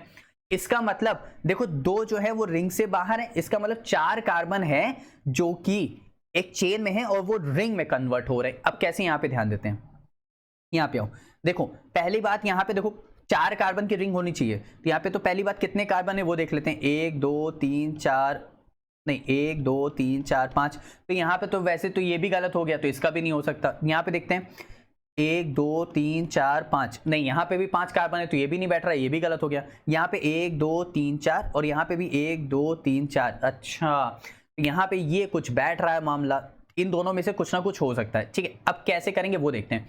अच्छा यहाँ पे कह रहा है HCHO एक फॉर्मेल्डिहाइड दे रहा है और एक KOH दे रहा है। यार फॉर्मेल्डिहाइड और KOH रिएक्शन कुछ जानी पहचानी से लग रही है, या तो कैनिजारो में आती है, या तो कैनिजारोस में आती है, या तो हमारी एल्डोल में आती है। अच्छा कैनिजारो वाली वो जो होती है वो नो अल्फा हाइड्रोजन में होती है, और एल्डोल जो होती है उसमें अल्फा हाइड्रोजन क्या होते हैं, प्रेजेंट होते हैं। बात ये भी रहती है यार, इसका मतलब अल्फा हाइड्रोजन, यहाँ पे एल्डिहाइड के साथ जो कार्बन लगा उसके साथ H है, इसके साथ, इसका मतलब इसके पास अल्फा हाइड्रोजन है, और तो इसका मतलब ये एल्डोल से जाएगा। अब एल्डोल से जाएगा इसका मतलब सबसे पहले वो रिएक्ट करेगा बेस के साथ, तो इसका मतलब बेस के साथ रिएक्ट करेगा, तो इसका मतलब ये इसके पास जो एसिडिक हाइड्रोजन है ये जो भागेगा किसके साथ, इसके OH के साथ निकल जाएगा, तो इसका मतलब कार्बन पे क्या आ जाएगा, माइनस चार्ज आ जाएगा। अच्छा तो ये हमारे पास पहले ये कंपाउंड बन गया। अब रिएक्ट करेगा फॉर्मेल्डिहाइड, फॉर्मेल्डिहाइड क्या होता है, HC डबल बॉन्ड OH, एक इसके पास आएगा नेगेटिव, इसके पास आएगा पॉजिटिव, ये पॉजिटिव से ऐसे ये अटैच होगा, तो इसका मतलब ये किस तरह अटैच होगा, देखो पहले ये पूरा कंपाउंड है और मैं तुमको दिखाता जाता हूं। अब देखो पहले क्या था हमारे पास, यही एज इट इज कंपाउंड था, मैंने यहाँ पे एल्डिहाइड को ओपन करके रख दिया और KOH के साथ मैंने रिएक्ट कराया, ये H इस वाटर को लेके भाग गया, ठीक, तो यहाँ पे आ गया माइनस चार्ज, ये यहाँ पे माइनस चार्ज आ गया, ठीक। फिर मैंने इसको फॉर्मेल्डिहाइड के साथ ट्रीट कराया तो ये O माइनस, तो देखो ये इसी तरह ये पूरा कंपाउंड, देखो इसी तरह ये पूरा कंपाउंड, ठीक। फिर ये उसको मैंने ऐसे लिख दिया स्टाइल मारने के लिए, तो 2H इसके ऊपर आ गए, 2H इसके ऊपर आ गए, और उसके साथ एक ऑक्सीजन माइनस, एक ऑक्सीजन माइनस, ठीक। अब सेकंड स्टेप में देखो क्या कह रहा है, कह रहा है KCN एल्कोहलिक। एल्कोहलिक का मतलब होता है बच्चों हॉट प्लस कॉन्सेंट्रेटेड, इसका मतलब यहाँ पे क्या होगा, यहाँ पे K प्लस CN माइनस जो कि एडिशन होगा।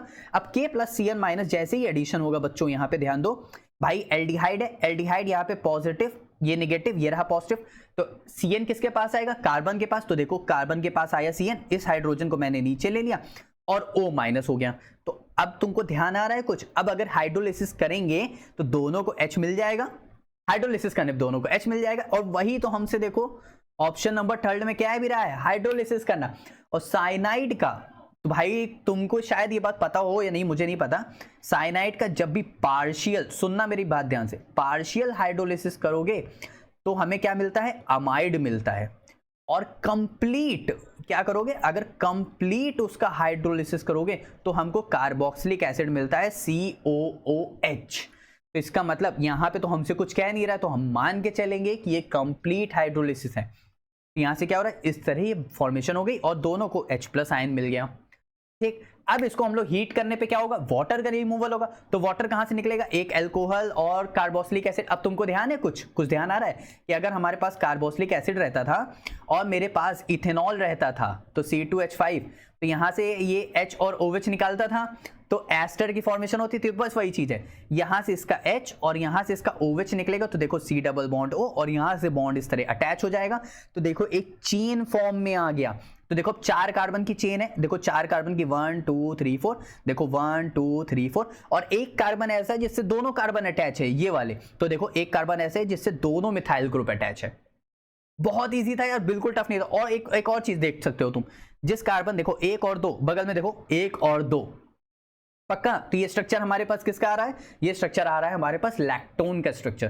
तो पहले तो हम लोग ने ट्रिक के फॉर्म में भी देख लिया कि कैसे ये वाला ऑप्शन हो सकता था, उसके बाद हम लोग ने क्या कहते हैं, हम लोग ने ये भी देख लिया, क्योंकि अब ये हम लोग कंफ्यूजन हो रहा था ना कि इसमें और इसमें कौन सा वाला होगा। अरे भाई अब कैसा कंफ्यूजन रहा खुद ही बताओ। यहां पे तो ये देखो एक कार्बन से 2 मिथाइल ग्रुप अटैच हैं, और हमारे पास जो प्रोडक्ट दिया हुआ है उसमें भी तो एक कार्बन के साथ 2 मिथाइल ग्रुप अटैच है, बस उससे भी हम लोग ने ट्रिक से निकाल लिया। समझ आया सभी को? बहुत इजी क्वेश्चन था नहीं, थोड़ा सा तो टफ था, ठीक है। अब नेक्स्ट क्वेश्चन स्टार्ट करें, और नेक्स्ट क्वेश्चन देखते हैं। अब यहां पे कह रहा है ऑर्डर ऑफ कोवेलेंट बॉन्ड। ओ हो, कोवेलेंट का बॉन्ड का मतलब कोवेलेंट बॉन्ड तो फाइंड हम लोग करते हैं फजान रूल से। किससे करते हैं? फजान्स रूल से। किससे करते हैं? फजान्स रूल से। और चलो फजान्स रूल पूरा ना पढ़ने के बजाय फजान रूल की ट्रिक देखते हैं यार। कैसे? देखो कोवेलेंट कैरेक्टर डिपेंड करता है फजान रूल पे। अगर हमारे पास स्मॉलर कैटायन है यानी पुद्दी सा चार्ज है और लार्जर एनायन है, ठीक है, तो मोर कोवेलेंट कैरेक्टर, ठीक। हायर चार्ज ऑन कैटायन है, मान लेते हैं मेरे पास Sn2+ है और एक Sn4+ है, तो इसका कोवेलेंट कैरेक्टर ज्यादा। एक cation with more polarising power है, मतलब खींचने की उसकी ताकत ज्यादा है, तो उसका कोवेलेंट कैरेक्टर ज्यादा। अब पता करें, और चलो पता करते हैं। यहां पे ध्यान दो, यहां पे देखो K और K सेम है, हटा दो। F और I में आओ फिर। अरे F और I, अरे यार मैं इसको ऐसे हटा देता हूं, हाँ, F और I लार्जर एनायन, तो इसका ज्यादा होना चाहिए था, तो A तो मेरे पास गलत हो गया, हटा दो A को, तो यानी ऑप्शन नंबर A वाला हटा दो, यानी थर्ड हटा दो, ठीक। यहां पे ध्यान देते हैं, K और F, K सेम है, हटा दो। F और I को देखो, अरे F तो स्मॉलर है, I का मोर कोवेलेंट कैरेक्टर, अच्छा एरो भी सही बना है, तो इसका मतलब B वाला ऑप्शन सही हो गया, ठीक। SnCl2 में आते हैं, यहाँ पे SnCl4, Sn के ऊपर चार्ज है +4 का और Cl2 के साथ है +2 का, तो यानी मोर चार्ज मोर कोवेलेंट कैरेक्टर, तो यानी ये भी सही है, इसको भी ले लेते हैं। D देखते हैं, LiF, तो Li का स्मॉलर कैटायन, तो स्मॉलर कैटायन की तरफ एरो भी है, तो इसका मतलब ये तो सही है यार। लेकिन दूसरा वाला देखो गलत हो गया, कैसे? CuCl है और यहाँ पे NaCl है। Na तो लार्जर है, Cu स्मॉलर है, तो स्मॉलर कैटायन का ज्यादा होना चाहिए था, देखो जैसे कि यहाँ पे, तो इसीलिए ऑप्शन नंबर B और C तो करेक्ट हो गया। B और C देखो किस में आ रहे हैं, B और C यहाँ पे भी है, B और C 2 में भी, यानी E भी देखना पड़ेगा।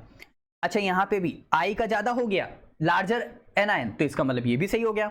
Cu भी ज्यादा है, तो इसका ये भी सही हो गया। भाई Cu इसलिए क्योंकि Na ग्रुप 1 का है, ठीक है, और ग्रुप 1 पहले आता है, फिर हमारे पास क्या आता है, डी ब्लॉक आता है, यानी लेफ्ट से राइट जाते हैं वो साइज क्या होता है, कम होता है, तो इसीलिए एस ब्लॉक का ज्यादा और डी ब्लॉक के क्या होते हैं, मेटल साइज क्या होता है, कम होता है। अब सभी को अच्छे समझ आए? तो इसलिए हमारे पास ऑप्शन नंबर क्या हो जाएगा, बी, सी और ई क्या हो जाएगा, करेक्ट हो जाएगा, यानी ऑप्शन नंबर 2 क्या हो जाएगा, करेक्ट हो जाएगा। पक्का अच्छे समझ आए? Honest question. अब यहाँ पे इस क्वेश्चन नंबर 16 में क्या कह रहा है, which of the following is about true freons. अच्छा फ्रियॉन्स शायद बहुत बच्चों को नहीं पता होगा, आपके घर में जो एसी लगा है उसमें जो गैस फिल होती है वो फ्रियॉन गैस होती है। इसका मतलब क्लोरो कार्बन ये होती है, ठीक है। कैसे? क्योंकि उसका फॉर्मूला ही होता है CCl2F2, कार्बन 1 2 3 4 वैलेंसी बनाता है, तो 2 Cl और 2 F, इसी को बोलते हैं फ्रियॉन गैस, जो कि क्लोरोफ्लोरोकार्बन होती है। तो freon are CFC, they are made up of carbon, chlorine and fluorine, और इसका जो यूज होता है वो फ्रियॉन 12 होता है, जो कि आप लोग के जो एसी में जो गैस कंटेनर फिल होती है वही होती है, जैसे कि आप लोग इस शॉर्ट वीडियो में भी देख सकते हो। तो यहाँ पे हमारे पास क्या हो जाएगा, रेडिकल क्लोरीन नहीं, गलत हो गया। केमिकल स्किन कैंसर गलत हो गया। ऑल रेडिकल आर फ्रियॉन्स गलत हो गया, तो यार दीज आर क्लोरोफ्लोरोकार्बन, तो यानी ऑप्शन नंबर 3 क्या हो गया, करेक्ट हो गया। नेक्स्ट क्वेश्चन देखें, और नेक्स्ट क्वेश्चन देखते हैं। इसमें कह रहा है in the depression of freezing point experiment. अच्छा, डिप्रेशन फ्रीजिंग पॉइंट एक्सपेरिमेंट की बात कर रहा है, तो पहले डिप्रेशन फ्रीजिंग पॉइंट जान लेते हैं यार। अच्छा एक बात बताओ, तुम एक बात बताना, तुमने कभी घर में आइसक्रीम जमाई है भाई? हमारे पास मान लेते हैं एक कंटेनर है, ठीक है, उसमें मेरे पास लिक्विड है, लिक्विड वही आइसक्रीम तुम मान लेते हैं कुछ किसी से भी जमा रहे हो, तुम्हारे पास दूध खोया कुछ भी हो, सब मेरे पास मान लेते हैं लिक्विड फॉर्म में, मैंने उसको पूरा मेल्ट करके मैंने लिक्विड फॉर्म में कर लिया, ठीक है। अब एक बात बताओ, वो मेल्ट जो है, वो जो लिक्विड है वही फ्रीज होगा? तुम जो ऊपर से इंटीग्रेंट्स डाल रहे हो, जैसे मान लेते हैं तुम कुछ भी डाल रहे हो, काजू बादाम कुछ भी डाल रहे हो, जो एक नॉन वॉलेटाइल तुम एक सॉल्यूट ऐड कर रहे हो, तो क्या वो फ्रीज होगा? भाई वो तो नहीं फ्रीज होगा ना, फ्रीज तो तुम्हारा लिक्विड होगा। तो इसका मतलब पहली बात, जब तुम्हारे पास खाली वाटर, मान लेते हैं जब तुम खाली प्योर सॉल्वेंट ले रहे हो, सिर्फ एक वाटर ले रहे हो, ठीक है, तो तुम जब उसको फ्रीज कर रहे हो तो तुमने रखा, वो जल्दी फ्रीज हो गया। जब तुमने उसमें नॉन वॉलेटाइल सॉल्यूट ऐड किया तो उसका फ्रीजिंग पॉइंट क्या होने लगा? और कम होने लगा, यानी उसको और कूलिंग इफेक्ट की जरूरत पड़ने लगी। इतनी बात क्लियर? इसका मतलब यहाँ पे जो डिप्रेशन इन फ्रीजिंग पॉइंट है, वो प्योर तुम्हारे पास जब एक खाली लिक्विड था तो उसका जो लोअर मेल्टिंग पॉइंट है वो थोड़ा सा कम, हल्का सा टेम्परेचर देने पे वो फ्रीज कर रहा था।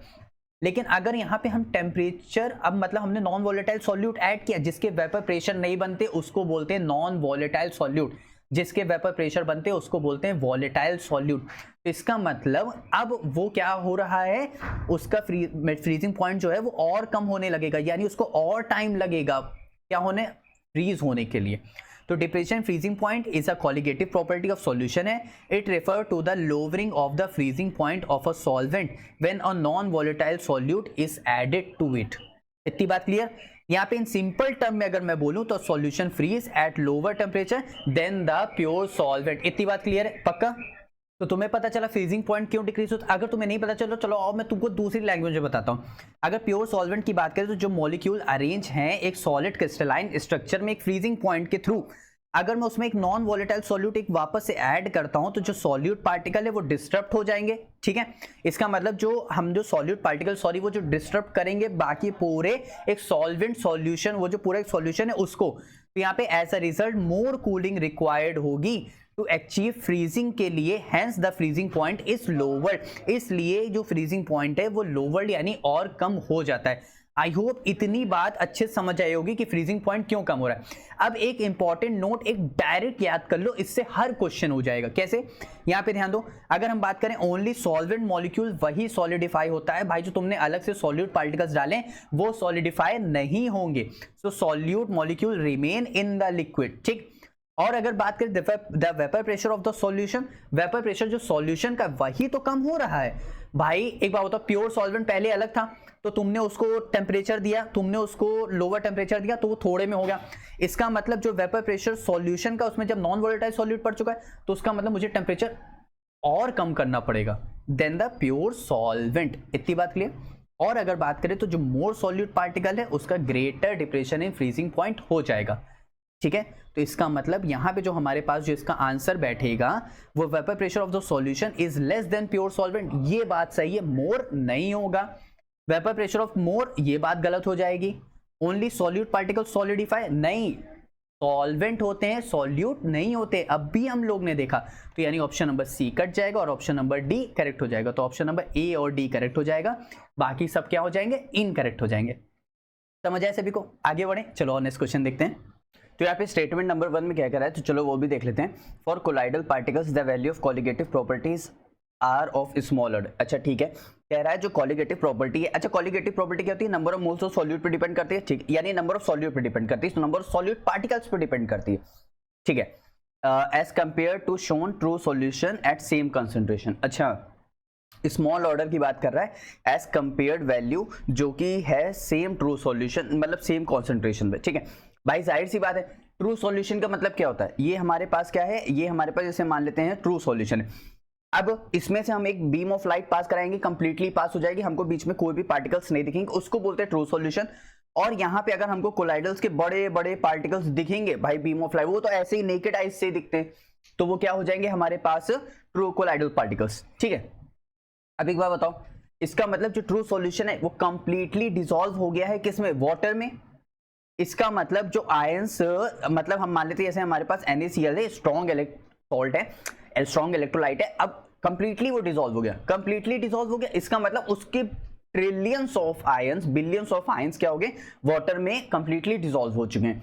लेकिन अब उसी की जगह अगर हम मान लेते हैं कोलाइडल पार्टिकल या फिर हम मान लेते हैं स्टार्च ले लेते हैं, तो उसको जब हम डिसॉल्व कर रहे हैं तो हमको थाउजेंड्स ऑफ यूनिट दे रहा है ग्लूकोज की, लेकिन कंप्लीटली उतना ट्रिलियंस के मुकाबले उतना अच्छे से वो नहीं दे रहा है। तो इसका मतलब यहाँ पे क्या हो रहा है, इसका मतलब यहाँ पे ये हो रहा है कि जो colloidal particle number of solute particles पे जो डिपेंड कर रहे हैं वो स्मॉल हैं as compare to true solution. ये बात तो एकदम सही है।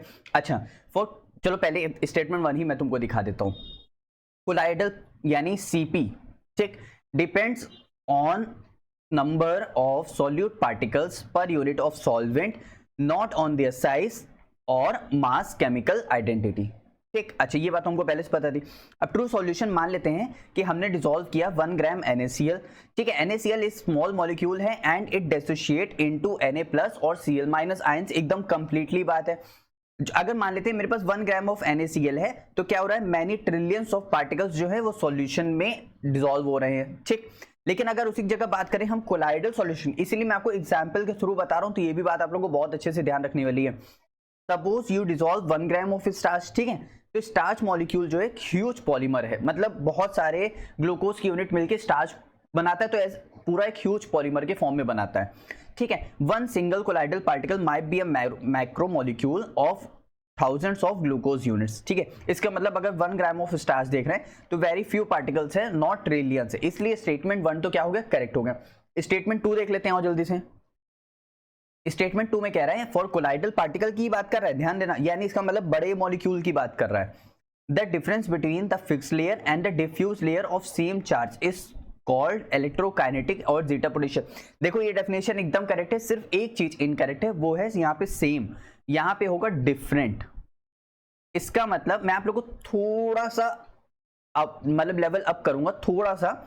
यहाँ पे हमारे पास 3 साइंटिस्ट आते हैं, देखो पहला आता है हेल्मोंट्स, पहले आते हैं हेल्मोंट्स, ठीक।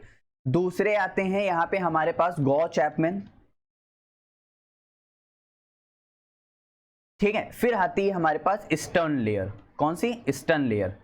देखो यहाँ पे जो फिक्स लेयर की बात कर रहे हैं, फिक्स लेयर और डिफ्यूज लेयर, फिक्स लेयर के बारे में बात करी थी हेल्मोंट्स ने, डिफ्यूज लेयर की बात करी थी गॉ चैपमैन ने, और दोनों को मिला करके बात करी थी स्टर्न लेयर ने, ठीक है। तो वहीं पे अब यहाँ पे जैसे मान लेते हैं मेरे पास कोई एक मेटल है, उसके पास यहाँ पे सारा पॉजिटिव चार्ज है, तो उसके अपोजिट चार्ज यहाँ पे नेगेटिव होगा, और यहाँ पे इस तरह डिफ्यूज लेयर चल रही होगी। डिफ्यूज लेयर मतलब उस वो लेयर जो होगी ना वो फिक्स नहीं होगी, तो वो इस तरह वो लेयर चल रही होगी, और इस तरह 2 फिक्स लेयर चल रही होंगी। अब ये एक पैरेलल प्लेट की तरह है ना, तो इसी को पैरेलल प्लेट, यहाँ पे कैपेसिटेंस भी यहाँ पे फॉर्मूला लगता है, लेकिन हम वहां तक नहीं जाएंगे, हमको सिर्फ इतना बताना था क्योंकि जो 2 फिक्स लेयर हैं उसके बीच में डिफरेंट चार्जेस होते हैं, सेम चार्ज नहीं होता है। तो यहाँ पे मैं आपको डायग्राम के भी थ्रू दिखा देता हूँ। तो in colloidal particle the surface has charge positive और negative, it attract counter ions oppositely charged ions forming 2 layer, ठीक। अच्छा अब fix layer of tightly bound counter ion near the surface, जो फिक्स लेयर है वो टाइटली बाउंड है, वो near the surface के जो मेटल सरफेस है इधर, ठीक है। A diffuse layer of loosely held counter ion, जो इधर लूज डिफ्यूज लेयर है, इधर हमारे पास डिफ्यूज लेयर है, इधर हमारे पास इस तरह जो चल रही है वो डिफ्यूज लेयर चल रही है। The potential difference between these layers is called zeta potential, ठीक। और zeta potential determining the stability of colloid, colloid की स्टेबिलिटी के बारे में बताती है। अब ये पूरा डायग्राम जैसे तुम देखो तो देखो बाहर क्या है हमारे पास सारी डिफ्यूज लेयर हैं, ठीक है। अंदर क्या है हमारे पास फिक्स लेयर है, तो ये हमारे पास देखो फिक्स लेयर है, फिर हमारे पास डिफ्यूज लेयर, और दोनों लेयर को मिला करके हमारे पास क्या बन रही है, स्टर्न लेयर बन रही है, ठीक है। अच्छा तो यहां से देखो ये क्या बन रहा है हमारे पास, ये जीटा पोटेंशियल का पूरा क्या जा रहा है, ग्राफ जा रहा है, जिसको हम लोग इलेक्ट्रिकल डबल लेयर के फॉर्म में EDL नेम से भी हम लोग इसको जानते हैं। समझ आया। नेक्स्ट क्वेश्चन देखिए, और नेक्स्ट क्वेश्चन चलो जल्दी से हम लोग देख लेते हैं। यहाँ पे नेक्स्ट क्वेश्चन में क्या कह रहा है, असर्शन एंड रीजनिंग की बात कर रहा है, ठीक है। Hydrolysis of alkyl halide alkyl chloride, इसका मतलब RCl की बात कर रहा है, स्लो रिएक्शन, हाँ क्योंकि क्यों भाई स्लो रिएक्शन इसलिए क्योंकि Cl जो है एक पुअर लिविंग ग्रुप है, वो उसका साइज छोटा होने की वजह से उतनी जल्दी वो मूव नहीं कर पाता, उतनी जल्दी इलेक्ट्रॉन को अपनी तरफ खींच करके उतनी जल्दी वापस नहीं निकल पाता है, तो एक गुड लिविंग ग्रुप भी नहीं हुआ, ठीक है। तो in the presence of NaI एक गुड लिविंग ग्रुप है, ठीक है, उसके साथ अगर रिएक्ट कराते हैं, क्योंकि I- जो है एक good leaving group as well as good nucleophile भी है, ठीक। यहाँ पे इसका मतलब RCl जो है इसको हम लोग ट्रीट करा रहे हैं NaI के साथ, यहां से क्या बनेगा, Ri बनेगा और प्लस NaCl क्या हो जाएगा, निकल जाएगा, प्लस NaCl क्या हो जाएगा, यहां से निकल जाएगा, ठीक है। अच्छा लेकिन एक बात I- के साथ क्यों करा रहे हैं, वो इसलिए क्योंकि I- एक गुड न्यूक्लियोफाइल है, क्योंकि उसका साइज भी क्या है, बिगर है। अब यहाँ पे एक रिएक्शन हो रही है हैलोजन एक्सचेंज वाली, एक हैलोजन गया, एक हैलोजन आया, एक हैलोजन गया, एक हैलोजन आया, तो इसको बोलते हैं फिंकलस्टीन रिएक्शन। कौन सी, फिंकलस्टीन रिएक्शन। इस बात को भी ध्यान रखना, because Cl- is a poor leaving group in aqueous medium, ठीक, but NaI is added, I- ions act as a better nucleophile as initiates a halide exchange, जिसको हम लोग बोल रहे हैं फिंकलस्टीन रिएक्शन। अब यहाँ पे देखो रीजन क्या है, रीजन क्या है, I- is a good nucleophile due to its large size and polarizability and a good leaving group। लेकिन एक बात बताओ, यहाँ पे तो हाइड्रोलिसिस ऑफ एल्काइल हैलाइड के स्लो रिएक्शन की बात कर रहा था, यहाँ पे I- के गुड लिविंग ग्रुप की बात कर रहा है, वो स्लो क्यों है उसकी बात नहीं कर रहा है। इसका मतलब ये इसका करेक्ट एक्सप्लेनेशन नहीं है, दोनों सही है लेकिन वो उसका करेक्ट एक्सप्लेनेशन नहीं है। नेक्स्ट क्वेश्चन देखें, और नेक्स्ट क्वेश्चन देखते हैं, चलो जल्दी से भी वाला क्वेश्चन भी देख लेते हैं। The magnetic moment of a transition metal compound has been calculated, अच्छा ये वैल्यू दे रखी है, ठीक है, मेटल आयन। अच्छा यहाँ पे बोर्स मैग्नेटॉन कैसे निकालोगे, बोर्स मैग्नेटॉन का मैं फॉर्मूला लिख देता हूँ, यहाँ से होगा N+2 यहाँ पे हो जाएगा, ठीक है।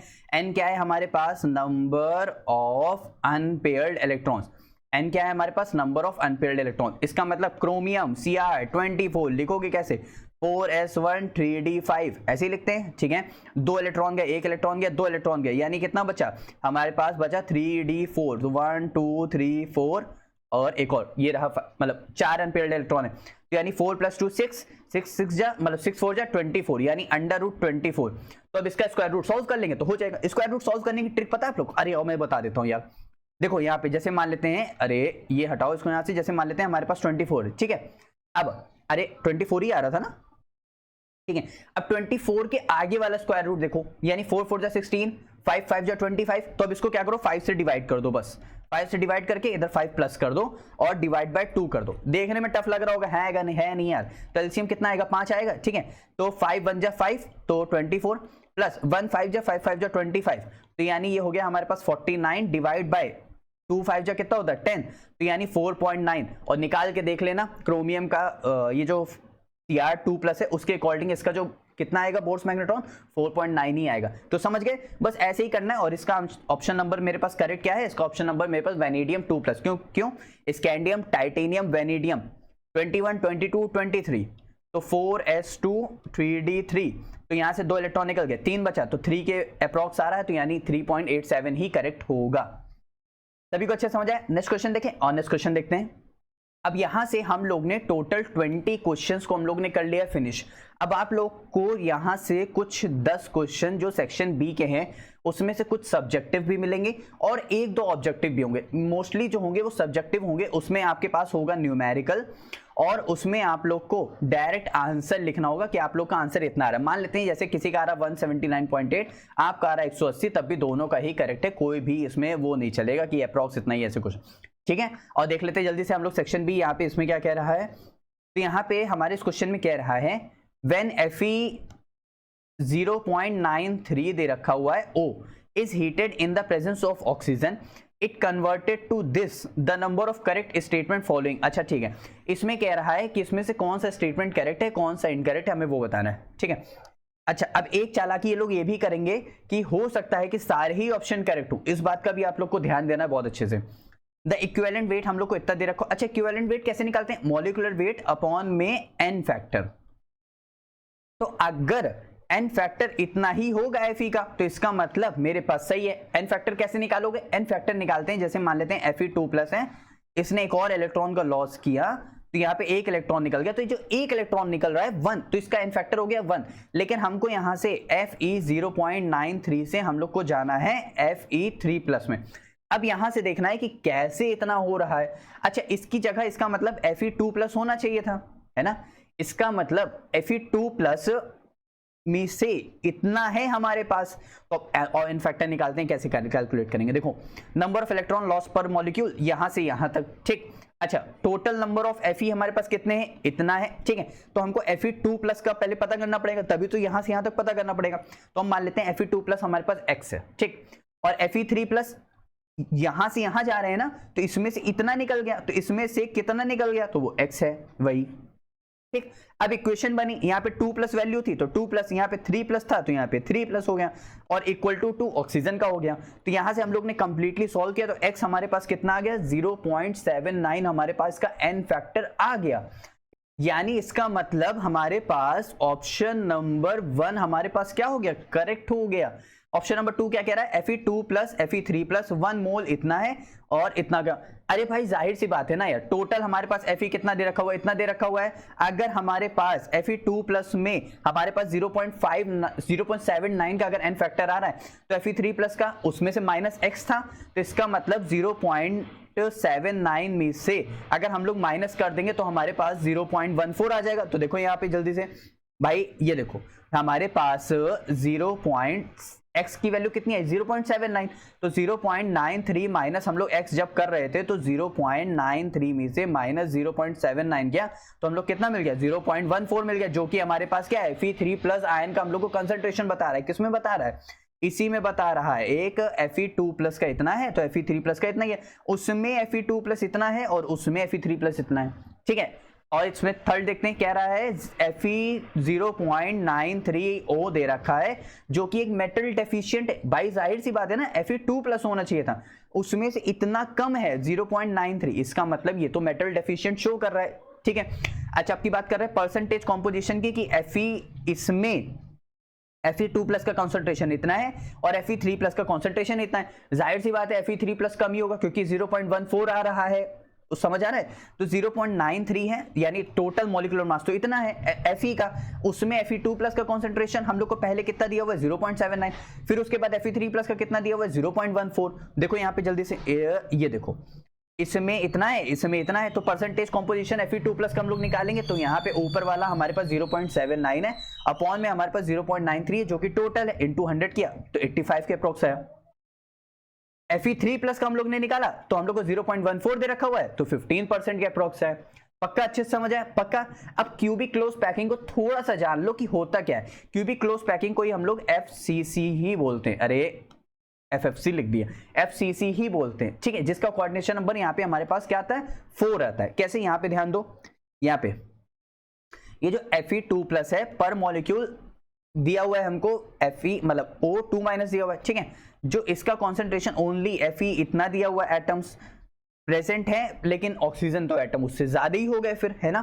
तो यहाँ पे सेम मतलब सॉरी सम Fe2 प्लस आयंस जो है मिसिंग है, इसीलिए हम लोग उसको मेटल डेफिशिएंसी बोल रहे हैं, और उसकी जगह जो O2 माइनस अरेंज किया गया है वेरी एफिशिएंटली इन स्पेसेस में। क्यों भाई, हमारे पास FCC क्या होता है, यहाँ पे ABC ही टाइप का तो होता है, वही मैं बता रहा हूँ। सो O2 minus ions from the main lattice.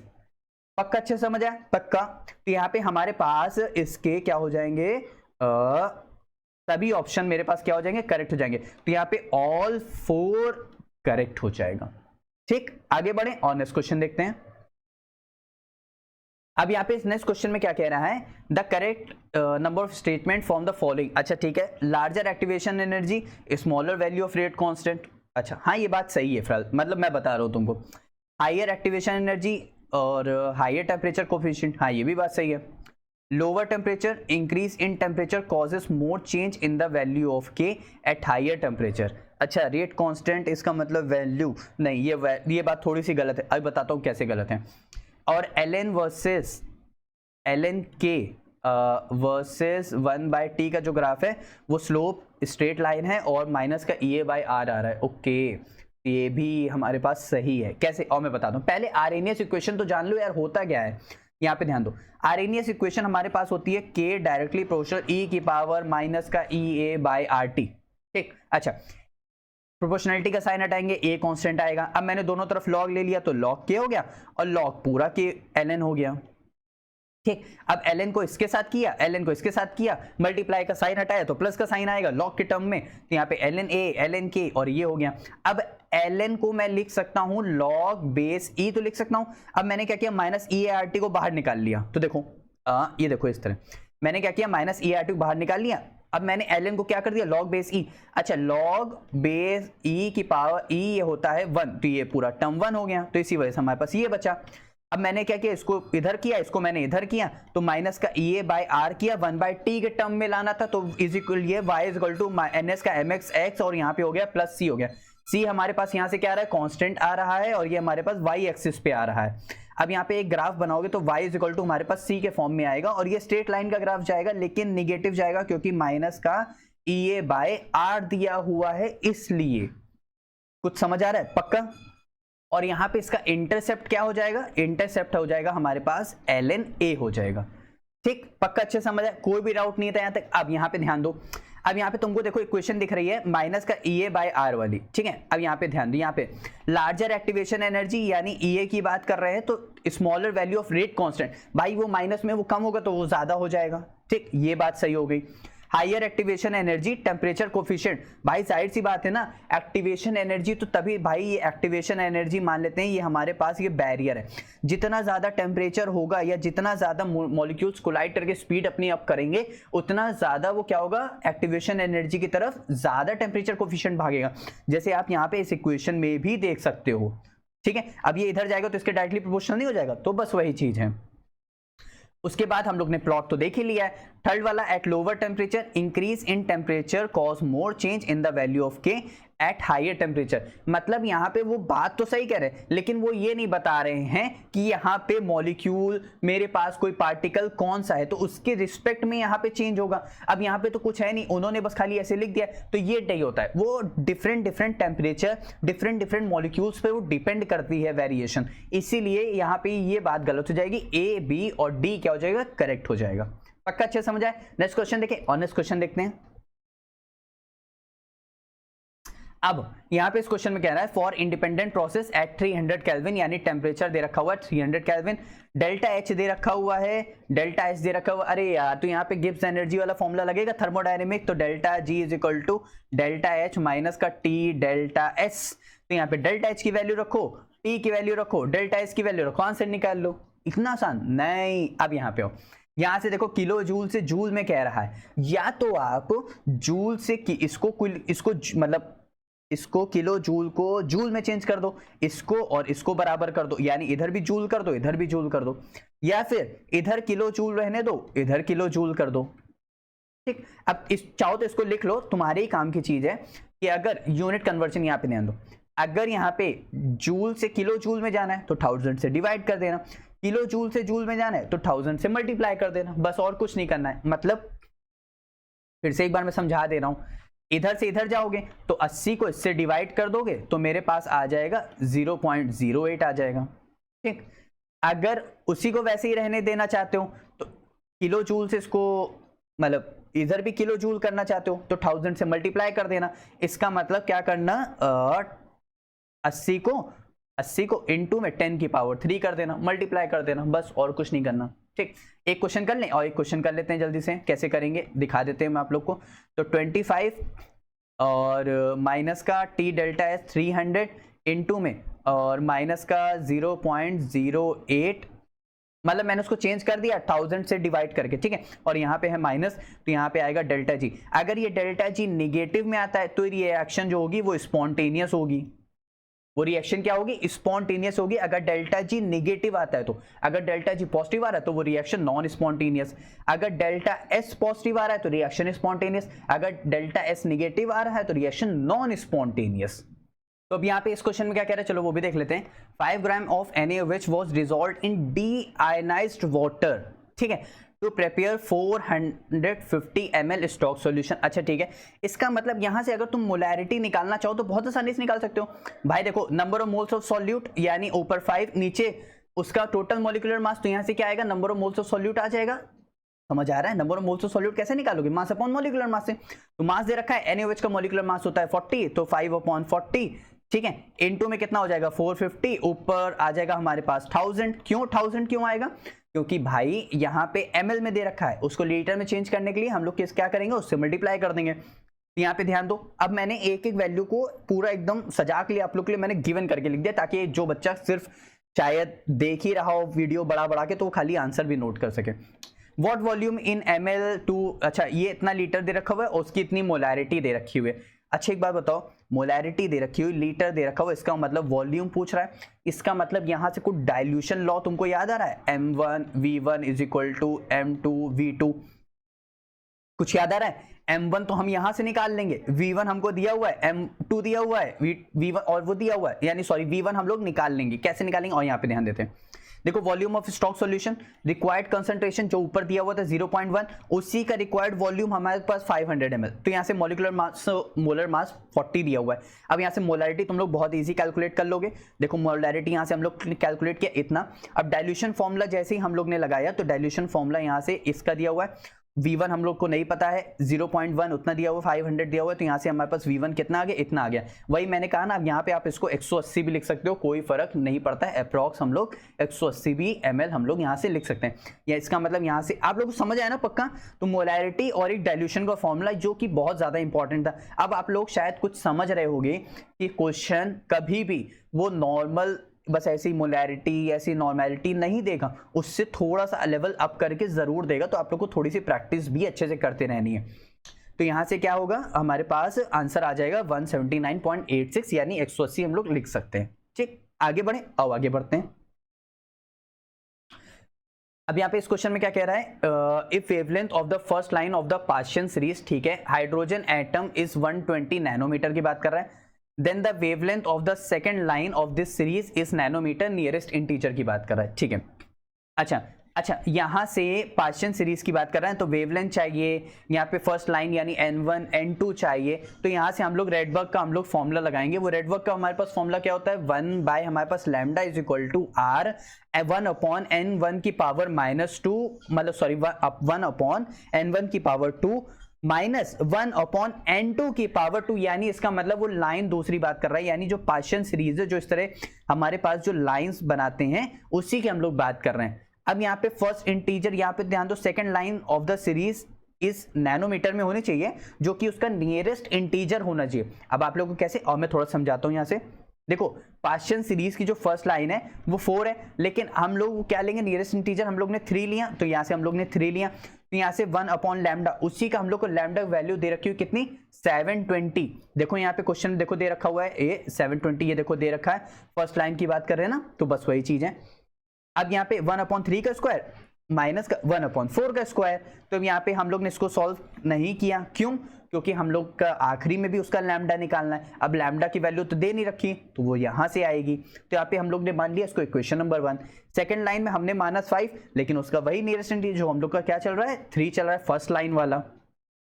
अब यहाँ पे क्या है, 1 अपॉन लैम्डा आर, यहाँ पे अब आर इसको क्या किया हम लोग ने, इसको डिवाइड किया, तो आर और आर तो मर गया, 1 अपॉन लैम्डा वो 720 क्या आ जाएगा, ऊपर आ जाएगा। तो देखो यहाँ पे ध्यान दो, ए इस तरह देखो यहाँ से जब इक्वेशन को हम लोग ने डिवाइड किया, तो ये इसके साथ मल्टीप्लाई में, ये इसके साथ मल्टीप्लाई में, तो लैम्डा अपॉन 720 हो गया। ये इसके साथ मल्टीप्लाई में, ये इसके साथ मल्टीप्लाई में, तो जब हम लोग ने यहाँ से लैम्डा को सॉल्व किया तो हमारे पास आया 492.8 नैनोमीटर के अप्रॉक्स में आ गया। पहले वाला क्या था 720, दूसरा वाला क्या है हमारे पास 492.18 हमारे पास नैनोमीटर क्या आ गया। तो बस आप लोगों को थोड़ा सा, खाली क्वेश्चन बहुत इजी था, आप लोगों को सिर्फ पार्शियल यहाँ से यानी रेडबर्ग का फॉर्मूला मालूम होता तो सब हो जाता, और नियरेस्ट इंटीजर थोड़ा सा माइंड लगा के अगर करते, एक बार पार्शियल सीरीज का अगर किया होता है फॉर्मूला, तो पार्शियल सीरीज हो गया, बाल्मर सीरीज हो गया, ये सब बहुत फेमस है और ये इनसे क्वेश्चंस आते ही आते हैं। ठीक है, नेक्स्ट क्वेश्चन देखें, और नेक्स्ट क्वेश्चन देखते हैं। अब यहाँ पे नेक्स्ट क्वेश्चन में क्या कह रहा है, uracil is a base present in RNA. ठीक है, परसेंटेज ऑफ नाइट्रोजन, हमें ये सब जानना ही नहीं है, यूरेसिल है आरएनए, हमें सिर्फ देखना है परसेंटेज ऑफ नाइट्रोजन निकालना है। तो किसी का भी परसेंटेज निकालते तो कैसे निकालते हैं, जिसका निकाल रहे हैं उसका ऊपर उसका मॉलिक्यूलर मास किसका निकाल रहे हैं, नाइट्रोजन, तो नाइट्रोजन यहाँ पे कितने बच्चों, 1 और 2, इसका मतलब ऊपर रखेंगे 2 नाइट्रोजन, ठीक, और नीचे टोटल इस कंपाउंड का मॉलिक्यूलर मास, और परसेंटेज है तो इनटू में 100 कर देंगे, बस। अब तो मॉलिक्यूलर मास तो निकाल लोगे ना। अरे यहाँ पे ध्यान दो भाई, जैसे कार्बन है कार्बन है कार्बन है, ठीक, तो कार्बन यहाँ पे कितने हैं, 3 कार्बन है तो 3 कार्बन हो गए, ठीक। 4 कार्बन है, देखो ना, तो 4 कार्बन हो गए। नाइट्रोजन कितने हैं? 2 हो गए। ऑक्सीजन कितने हैं? 2 हो गए। हाइड्रोजन कितने हैं? 1 2, इस कार्बन के साथ 3, इस कार्बन के साथ 4, तो 4 हाइड्रोजन हो गए। तो यहाँ पे 12 इंटू 4 48, 48। नाइट्रोजन 2 28, ऑक्सीजन 16 यानी 32, और हाइड्रोजन 4 हो गए। तो यानी 4 8 8 16 16 20 22 हासिल गया 2, यानी 112। ऊपर कितना है? 112, और ऊपर कितना हो जाएगा? 28 इंटू में 100 करेंगे, यहां से परसेंटेज ऑफ नाइट्रोजन बहुत इजीली आ जाएगा। अब तो कैलकुलेट कर लोगे पक्का, तो कमेंट सेक्शन में बताना कितना परसेंटेज आया, ठीक है। और नेक्स्ट क्वेश्चन देखते हैं। अब यहां पे इस क्वेश्चन में क्या कह रहा है? The dissociation constant of acetic acid x। अच्छा, यानी इन्होंने Ka हमको दे रखा हुआ है x इंटू 10 की पावर -5, यानी जब x निकाल लेंगे तो यहाँ पे वैल्यू पुटअप करेंगे, तब यहाँ से हमारे पास Ka आएगा भाई, यानी इसका आंसर 10 आ रहा है, देख लिया ना? हाँ ठीक है। व्हेन 225 ml इतना दे रखा हुआ है, ऑफ उसकी मोलैरिटी इतनी दे रखी हुई है सॉल्ट की। अच्छा ठीक है, मोलैरिटी यानी कॉन्सेंट्रेशन दे रखा हुआ है, ठीक है। Solution is mixed. अच्छा, फिर से आपकी एसिड दे रखा हुआ है, पीएच निकालना है। अरे यहां से कुछ हैंडेंसन हैसलबैक वाली की कुछ स्मेल आ रही है, तो बस वही क्वेश्चन लगेगी, यानी हमारे पास pH is equal to pKa। यहां से आएगा डेसोसिएशन कांस्टेंट प्लस लॉग ऊपर कॉन्जुगेट बेस अपॉन में उसी का एसिड, यानी कॉन्जुगेट बेस ऊपर सॉल्ट, यानी एसिटिक सॉल्ट यहां पे रखेंगे, ऊपर रखेंगे 0.2, नीचे रखेंगे 0.02, इसका कॉन्सेंट्रेशन है, यहां से लॉग आ जाएगा। और यहां से जब हम लोग सारी वैल्यू सॉल्व करेंगे, और फटाफट रख लेते हैं जल्दी से, यहाँ पे याद ध्यान दो। तो यानी ये भाई ऊपर गया तो 2 जीरो, और वो नीचे आया तो 1 जीरो, तो यानी 1 जीरो से एक और जीरो मर गया, यानी 2 10 जा, log 10 की वैल्यू होती है 1, तो यहाँ पे 1 आ गया। तो यहाँ पे 1 उधर माइनस में गया, क्योंकि pH हमको 5 दे रखा था, तो pKa हमारे पास क्या आ गया? 4 आ गया, ठीक है। अब जैसे नहीं होता pH इज इक्वल टू, हमारे पास क्या होता है? माइनस लॉग H प्लस का कॉन्सेंट्रेशन, तो ये बस वही चीज है। हमने अब की बार pKa को हमने Ka लिखा, तो 10 की पावर माइनस pKa चला गया। अब 10 की पावर माइनस pKa हमको कितना भी दिया हुआ था? 4, तो यहाँ पे वैल्यू कितनी आ गई? 4 आ गई। अब Ka 4 आ गया है, तो यानी अब हम क्या रखेंगे? x इंटू 10 की पावर 5 जैसे दिया हुआ इज इक्वल टू Ka दिया हुआ था। अब Ka की जगह 10 की पावर -4 रखा, तो x इज इक्वल टू हमारे पास कितना आ गया? 10 आ गया। समझ आया पक्का? अरे आया ना? बस और इतना ही करना था, इससे ज्यादा हम लोग को नहीं करना था। सिंपल जैसे सॉल्ट दे रखा हुआ था, सिंपल उसी का एसिड दे रखा हुआ था, तो यहां से लॉग सॉल्व किया। Ka इज इक्वल टू 10 की पावर माइनस pKa फॉर्मूला होता है, माइनस pKa की वैल्यू 4 थी, तो 10 की पावर -4 हो गई। x इंटू 10 की power 5 is equal to Ka होगा, तो Ka की वैल्यू यहां से ये है, तो यहां से x की वैल्यू कितनी आ गई? 10 आ गई। सभी को अच्छा समझ आया? तो क्वेश्चन टफ नहीं था। हाँ, थोड़ी सी लैंग्वेज हो सकता है आप लोग को टफ लगी हो, अगर ये फॉर्मूला नहीं पता होगा तब तो हो ही नहीं सकता। नेक्स्ट क्वेश्चन बढ़े और नेक्स्ट क्वेश्चन देखते हैं। अब यहाँ पे इस क्वेश्चन में क्या कह रहा है? Number of moles of AgCl formed in the following reaction. अच्छा ठीक है। अच्छा एक बात बताओ, यहां से AgNO3 के साथ रिएक्ट कर रहा है, इसका मतलब Cl जो है इसका मतलब एक न्यूक्लियोफाइल जाएगा, एक न्यूक्लियोफाइल आएगा, तो कितने Cl निकलेंगे हम लोग को वो देखना है। तो Cl as a leaving group की तरह रिमूव होगा। अच्छा ठीक है, इसका मतलब Cl जाएगा तो कार्बन के ऊपर यहाँ पे पॉजिटिव चार्ज आएगा, इसका मतलब कार्बोकैटायन बनेगा। तो इसका मतलब हम यहाँ से देख लेते हैं कार्बोकैटायन की स्टेबिलिटी, और जो कार्बोकैटायन की जो स्टेबिलिटी होती है वो होती है 3 डिग्री, फिर होती है 2 डिग्री, फिर होती है 1 डिग्री। अब यहाँ पे देख लेते हैं 3 डिग्री वाला कार्बोकैटायन कौन सा है, देखते हैं। यहाँ पे ये कार्बन है, अरे एक कार्बन है ना भाई, हाँ एक कार्बन बना दो यहाँ पे, एक कार्बन, ठीक है। तो वो कार्बन जो है इस कार्बन से अटैच है, इस कार्बन से अटैच है, इस कार्बन से अटैच है, इसका मतलब 3 डिग्री कार्बोकैटायन है। तो ये Cl तो बहुत अच्छे से निकलेगा और कार्बोकैटायन बहुत अच्छा बना के जाएगा। फिर यहाँ पे देखते हैं, यहाँ पे भी कार्बन है, तो एक कार्बन इससे अटैच है, एक कार्बन इससे अटैच है, तो इसका मतलब ये तो 2 डिग्री बनाएगा, ये भी Cl अच्छा निकालेगा, ठीक है। तो इसका मतलब 2 मोल ऑफ AgCl तो यहाँ पे अभी तो बन गए। और आगे देखते हैं, यहाँ पे डबल बॉन्ड एल्कीन शो कर रहा है। एल्कीन तो बॉन्ड ब्रेक करना तो बहुत मुश्किल होता है ना यार, तो बॉन्ड ब्रेक होगा नहीं, तो बहुत ज्यादा एनर्जी चाहिए, इसका मतलब ये वाला Cl रिमूव नहीं होगा, ठीक है। ये तो सिंगल बॉन्ड का है नहीं, लेकिन इसके पास क्या है? लोन पेयर्स हैं। क्यों? लोन पेयर यहाँ पे उतारेगा तो यहाँ पे डबल बॉन्ड कैरेक्टर आएगा, फिर से एल्कीन आएगा, फिर से मोर यहाँ पे एनर्जी, हाइड्रोजन एनर्जी, मतलब मोर यहाँ पे एनर्जी का यूज होगा, बॉन्ड ब्रेकिंग एनर्जी का यूज होगा, बॉन्ड डिसोसिएशन एनर्जी का यूज होगा, तो इसका मतलब ये भी Cl रिमूव नहीं होगा, तो सिर्फ 2 मोल्स ऑफ AgCl यहां से बनेंगे और नहीं बनेंगे। अच्छे समझ आए? पक्का? और नेक्स्ट क्वेश्चन देखते हैं। अब यहाँ पे इस क्वेश्चन में क्या कह रहा है, चलो वो भी देख लेते हैं। द इलेक्ट्रॉनिक कॉन्फ़िगरेशन यानी डी इलेक्ट्रॉनिक कॉन्फ़िगरेशन COCl2, ठीक है, इन टेट्राहेड्रल फील्ड, अच्छा ठीक है, e की पावर m 2 की T2G की पावर, मतलब G इन्होंने नहीं लिया हुआ है, जेरेड G हमारे पास क्या होता है, जेरेड, जिन बच्चों को नहीं पता है मैं बता देता हूँ, ठीक है, जैसे EG लिखते हैं ना, T2G लिखते हैं, बस वही चीज़ है। सम ऑफ n पूछ रहा है, n number of unpaired electron पूछ रहा है। अच्छा, यानी जितने m होंगे और plus number of unpaired electron सबको ऐड करके हमको टोटल नंबर ऑफ बताना है, ठीक है। अब यहाँ पे इतना टेट्राहेड्रल, अच्छा पहले मैं बता देता हूँ, जब भी टेट्राहेड्रल में ब्रेकिंग होगी तो d ऑर्बिटल हमेशा 3 वाले ऊपर जाएंगे, O वाले यानी ऑक्टाहेड्रल वाले नीचे आएंगे। अगर ऑक्टाहेड्रल की बात होती तो EG वाले ऊपर जाते, टेट्राहेड्रल वाले नीचे आते। अब ट्रिक देखेंगे, T से टेट्राहेड्रल तो T से T2G ऊपर, ठीक, और T2G 3 है तो 3 ऑर्बिटल स्प्लिटिंग, EG 2 है तो 2 ऑर्बिटल स्प्लिटिंग, ठीक। ऊपर वैल्यू ज्यादा होगी, ऊपर वाले पॉजिटिव होंगे तो इसलिए 0.4, नीचे वाले नेगेटिव होंगे इसीलिए 0.6, ठीक, माइनस का, तो इसीलिए 2 बाय, यानी इसको डिवाइड करोगे तो 0.4, इसको काटोगे तो 0.6। अब दोनों को ऐड करते हैं तो 10 DQ हमारे पास, जो इसको हम लोग बैरी सेंटर बोलते हैं, जिन बच्चों को नहीं पता मैं वो भी बता देता हूं, ठीक है, पक्का। तो यहाँ पे ग्राउंड स्टेट में थे, टेट्राहेड्रल स्प्लिटिंग हुई तो एक्साइटेड स्टेट में आ गए, फिर यहाँ से ऑर्बिटल स्प्लिटिंग हुई, खैर वगैरह वगैरह। अब आओ आगे देखते हैं। यहाँ से कोबाल्ट की बात कर रहा है तो कोबाल्ट यहाँ पे ऑक्सीडेशन स्टेट है +2, अरे नहीं निकालनी आती क्या भाई, यहाँ पे -1 × में 4 करोगे, -1 × 4 = चार्ज -2 दिया हुआ है, तो यानी x = हमारे पास +2 आ गया, तो कोबाल्ट की ऑक्सीडेशन स्टेट आ गई। कोबाल्ट होता है हमारे पास 27, तो कैसे लिखोगे 4s2 3d7, 2 इलेक्ट्रॉन निकल गए, हमारे पास 7 बचा, ठीक। अब 7 इलेक्ट्रॉन्स की यहाँ पे फिलिंग करोगे तो कैसे 1 2 3 4 5 6 और 7, ठीक, यहाँ पे फिल करो।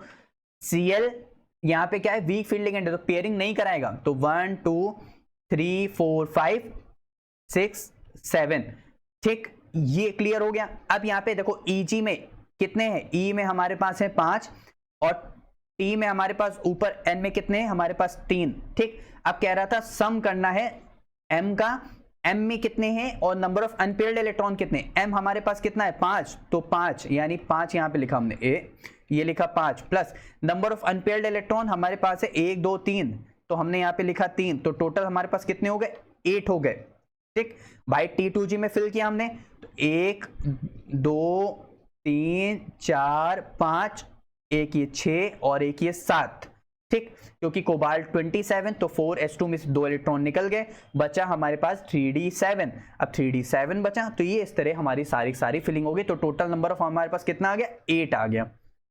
अच्छे समझ आया? नेक्स्ट क्वेश्चन देखें कैसे हुआ, A to Z आप लोग को समझ आया। सम करना था ना, तो m में थे 5, ओ सॉरी, यहाँ से थोड़ी सी मिस्टेक हुई है, भाई m यानी E में हमारे पास 4 हैं यार, तो यहाँ पे हमारे पास 7 हो जाएगा, तो हमारे पास 7 आएगा। अरे यार कहाँ से 5 लिख दिया, 5 तो है ही नहीं, ठीक है, तो टोटल क्या हो जाएगा आंसर 7। और नेक्स्ट क्वेश्चन देखते हैं।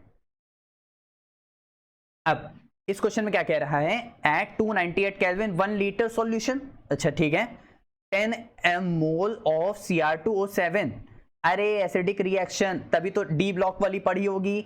यहाँ पे 6 इलेक्ट्रॉन का चेंज होता है, पीएच दे रखा हुआ है 3, ठीक है, तो यहाँ से इतना दे रखा हुआ। अच्छा यहाँ पे H+ कितने लगेंगे, मैं बता देता हूँ, यहाँ पे 14 H+ लगेंगे, ठीक है, इलेक्ट्रॉन बराबर करने के लिए। E0 की वैल्यू दे रखी हुई है, ये पूरा इसको हम लोग ले सकते हैं। इसका मतलब E सेल वाली रिएक्शन लगानी है तो बहुत आसानी से लगा लेंगे, चलो देख लेते हैं। लेकिन यहाँ पे हम लोग को जो कॉन्सेंट्रेशन लीटर जो सॉल्यूशन है वो 1 लीटर है, और यहाँ पे सब जगह हमको ml फॉर्म में दे रखा है, तो उसको हम चेंज कर लेते हैं लीटर में, तो 1000 से डिवाइड कर देते हैं। तो देखो Cr2O7 का कॉन्सेंट्रेशन लीटर में चेंज किया तो 0.1 आया, Cr3+ का कॉन्सेंट्रेशन चेंज किया तो इतने में आया, ठीक। या फिर तुम लोग ऐसे समझ सकते हो, उसने हमको नंबर ऑफ मोल्स दे रखे, वॉल्यूम से डिवाइड किया तो मोलैरिटी आ गई, नंबर ऑफ मोल्स दे रखे हुए वॉल्यूम से डिवाइड किया तो मोलैरिटी आ गई। तो एक मोलैरिटी ये है, एक मोलैरिटी ये है।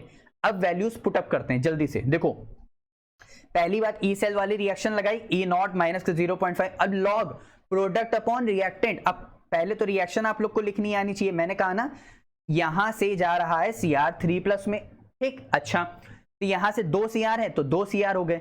यहां से 6 इलेक्ट्रॉन का चेंज कैसे, अरे यहां पे +2 है, यहां पे +3 है, लेकिन 2 है तो 6 हो गए, ठीक, पक्का।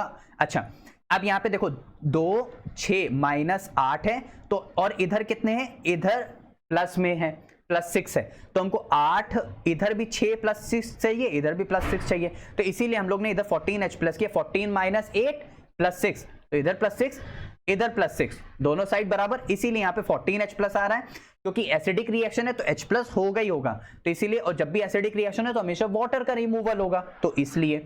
तो टेम्परेचर दे रखा है, सबका कॉन्सेंट्रेशन आ गया, प्रोडक्ट अपॉन रिएक्टेंट यानी प्रोडक्ट का ये, फिर ये और फिर ये, तो इस वजह से हमने देखो ऐसे इसको रख दिया। ये 2 थे तो उसकी पावर 2 चली गई, ये 14 थे तो उसकी पावर 14 चली गई, इस सब की वैल्यूज रखी, यहाँ पे log 42 आ गया, 10 की पावर 42, 10 की पावर 1 तो 1, 10 की पावर 42 तो 42। अब यहाँ पे 6 7 जा 40 होता है, तो 7 को इससे मल्टीप्लाई किया, तो यहाँ से इसको इससे माइनस किया, तो हमारे पास क्या आ गया, ई की वैल्यू आ गई, ठीक। लेकिन हम लोग को क्वेश्चन में क्या दे रखा होता है, यहाँ पे ध्यान दो, क्वेश्चन में दे रखा होता है जो हमारे पास हाफ सेल आएगा, ई आएगा, वो x × 10 की पावर -3 आएगा, तो जो हम लोग ने x की वैल्यू निकाली है उसको यहाँ पे पुटअप करेंगे x की जगह, तो यहाँ पे ध्यान दो 0.917 हमारे पास आंसर आ रहा था, तो इंटू 10 की पावर हम लोग ने -3 किया, तो हमारे पास 917 हमारे पास वोल्ट, हमारे पास ई वैल्यू यानी हाफ सेल की वैल्यू आ गई, पक्का, अच्छे समझे। तो पहले आप लोग को रिएक्शन लिखनी आनी चाहिए थी, फिर उसके बाद आप लोगों को अगर ये फॉर्मूला पता होता फिर आप आगे कंटिन्यू कर सकते थे। अब यहाँ पे H+ कहां से आया, पता चल रहा है ना, अरे भाई pH है तो वही 10 की पावर वो H+ कॉन्सेंट्रेशन, तो यहाँ पे 10 की पावर -3 लिख सकते हैं, तो ये बस वही चीज था, H+ कॉन्सेंट्रेशन कहां से है। इसका मतलब आप लोग को pH अच्छे से पढ़ना चाहिए कि log pH कैसे होता है, pKa मतलब Ka 10 की पावर -pKa कैसे होता है, तो ये सब आप लोग को अच्छे से पढ़ना चाहिए, ठीक है। नहीं है तो उसके लिए हम लोग तो हैं ही आप लोग को क्वेश्चन में समझाने के लिए। इज दैट क्लियर, पक्का अच्छे से समझाएं। तो अब यहां से हमारे पास जेई का पेपर 24 जनवरी को जो हुआ है शिफ्ट 1 में, वो हम लोग ने कंप्लीट कर लिया है। अब हम लोग करेंगे शिफ्ट 2 का पेपर, तो हम लोग अपनी पूरी प्रैक्टिस जारी रखेंगे, आप लोगों को कोई भी परेशानी लेने की जरूरत नहीं है, सारे पेपर मैं आप लोग को सॉल्व कराऊंगा, जिससे आप लोग की सभी तैयारी बहुत अच्छे से मजबूत हो सके। और अगर आप लोग को कोई कोचिंग रिक्वायर्ड है तो मुझे कमेंट सेक्शन में जरूर बताइएगा, क्लियर। तो अब मिलते हैं नेक्स्ट वीडियो में नेक्स्ट टॉपिक के साथ, बाय बाय।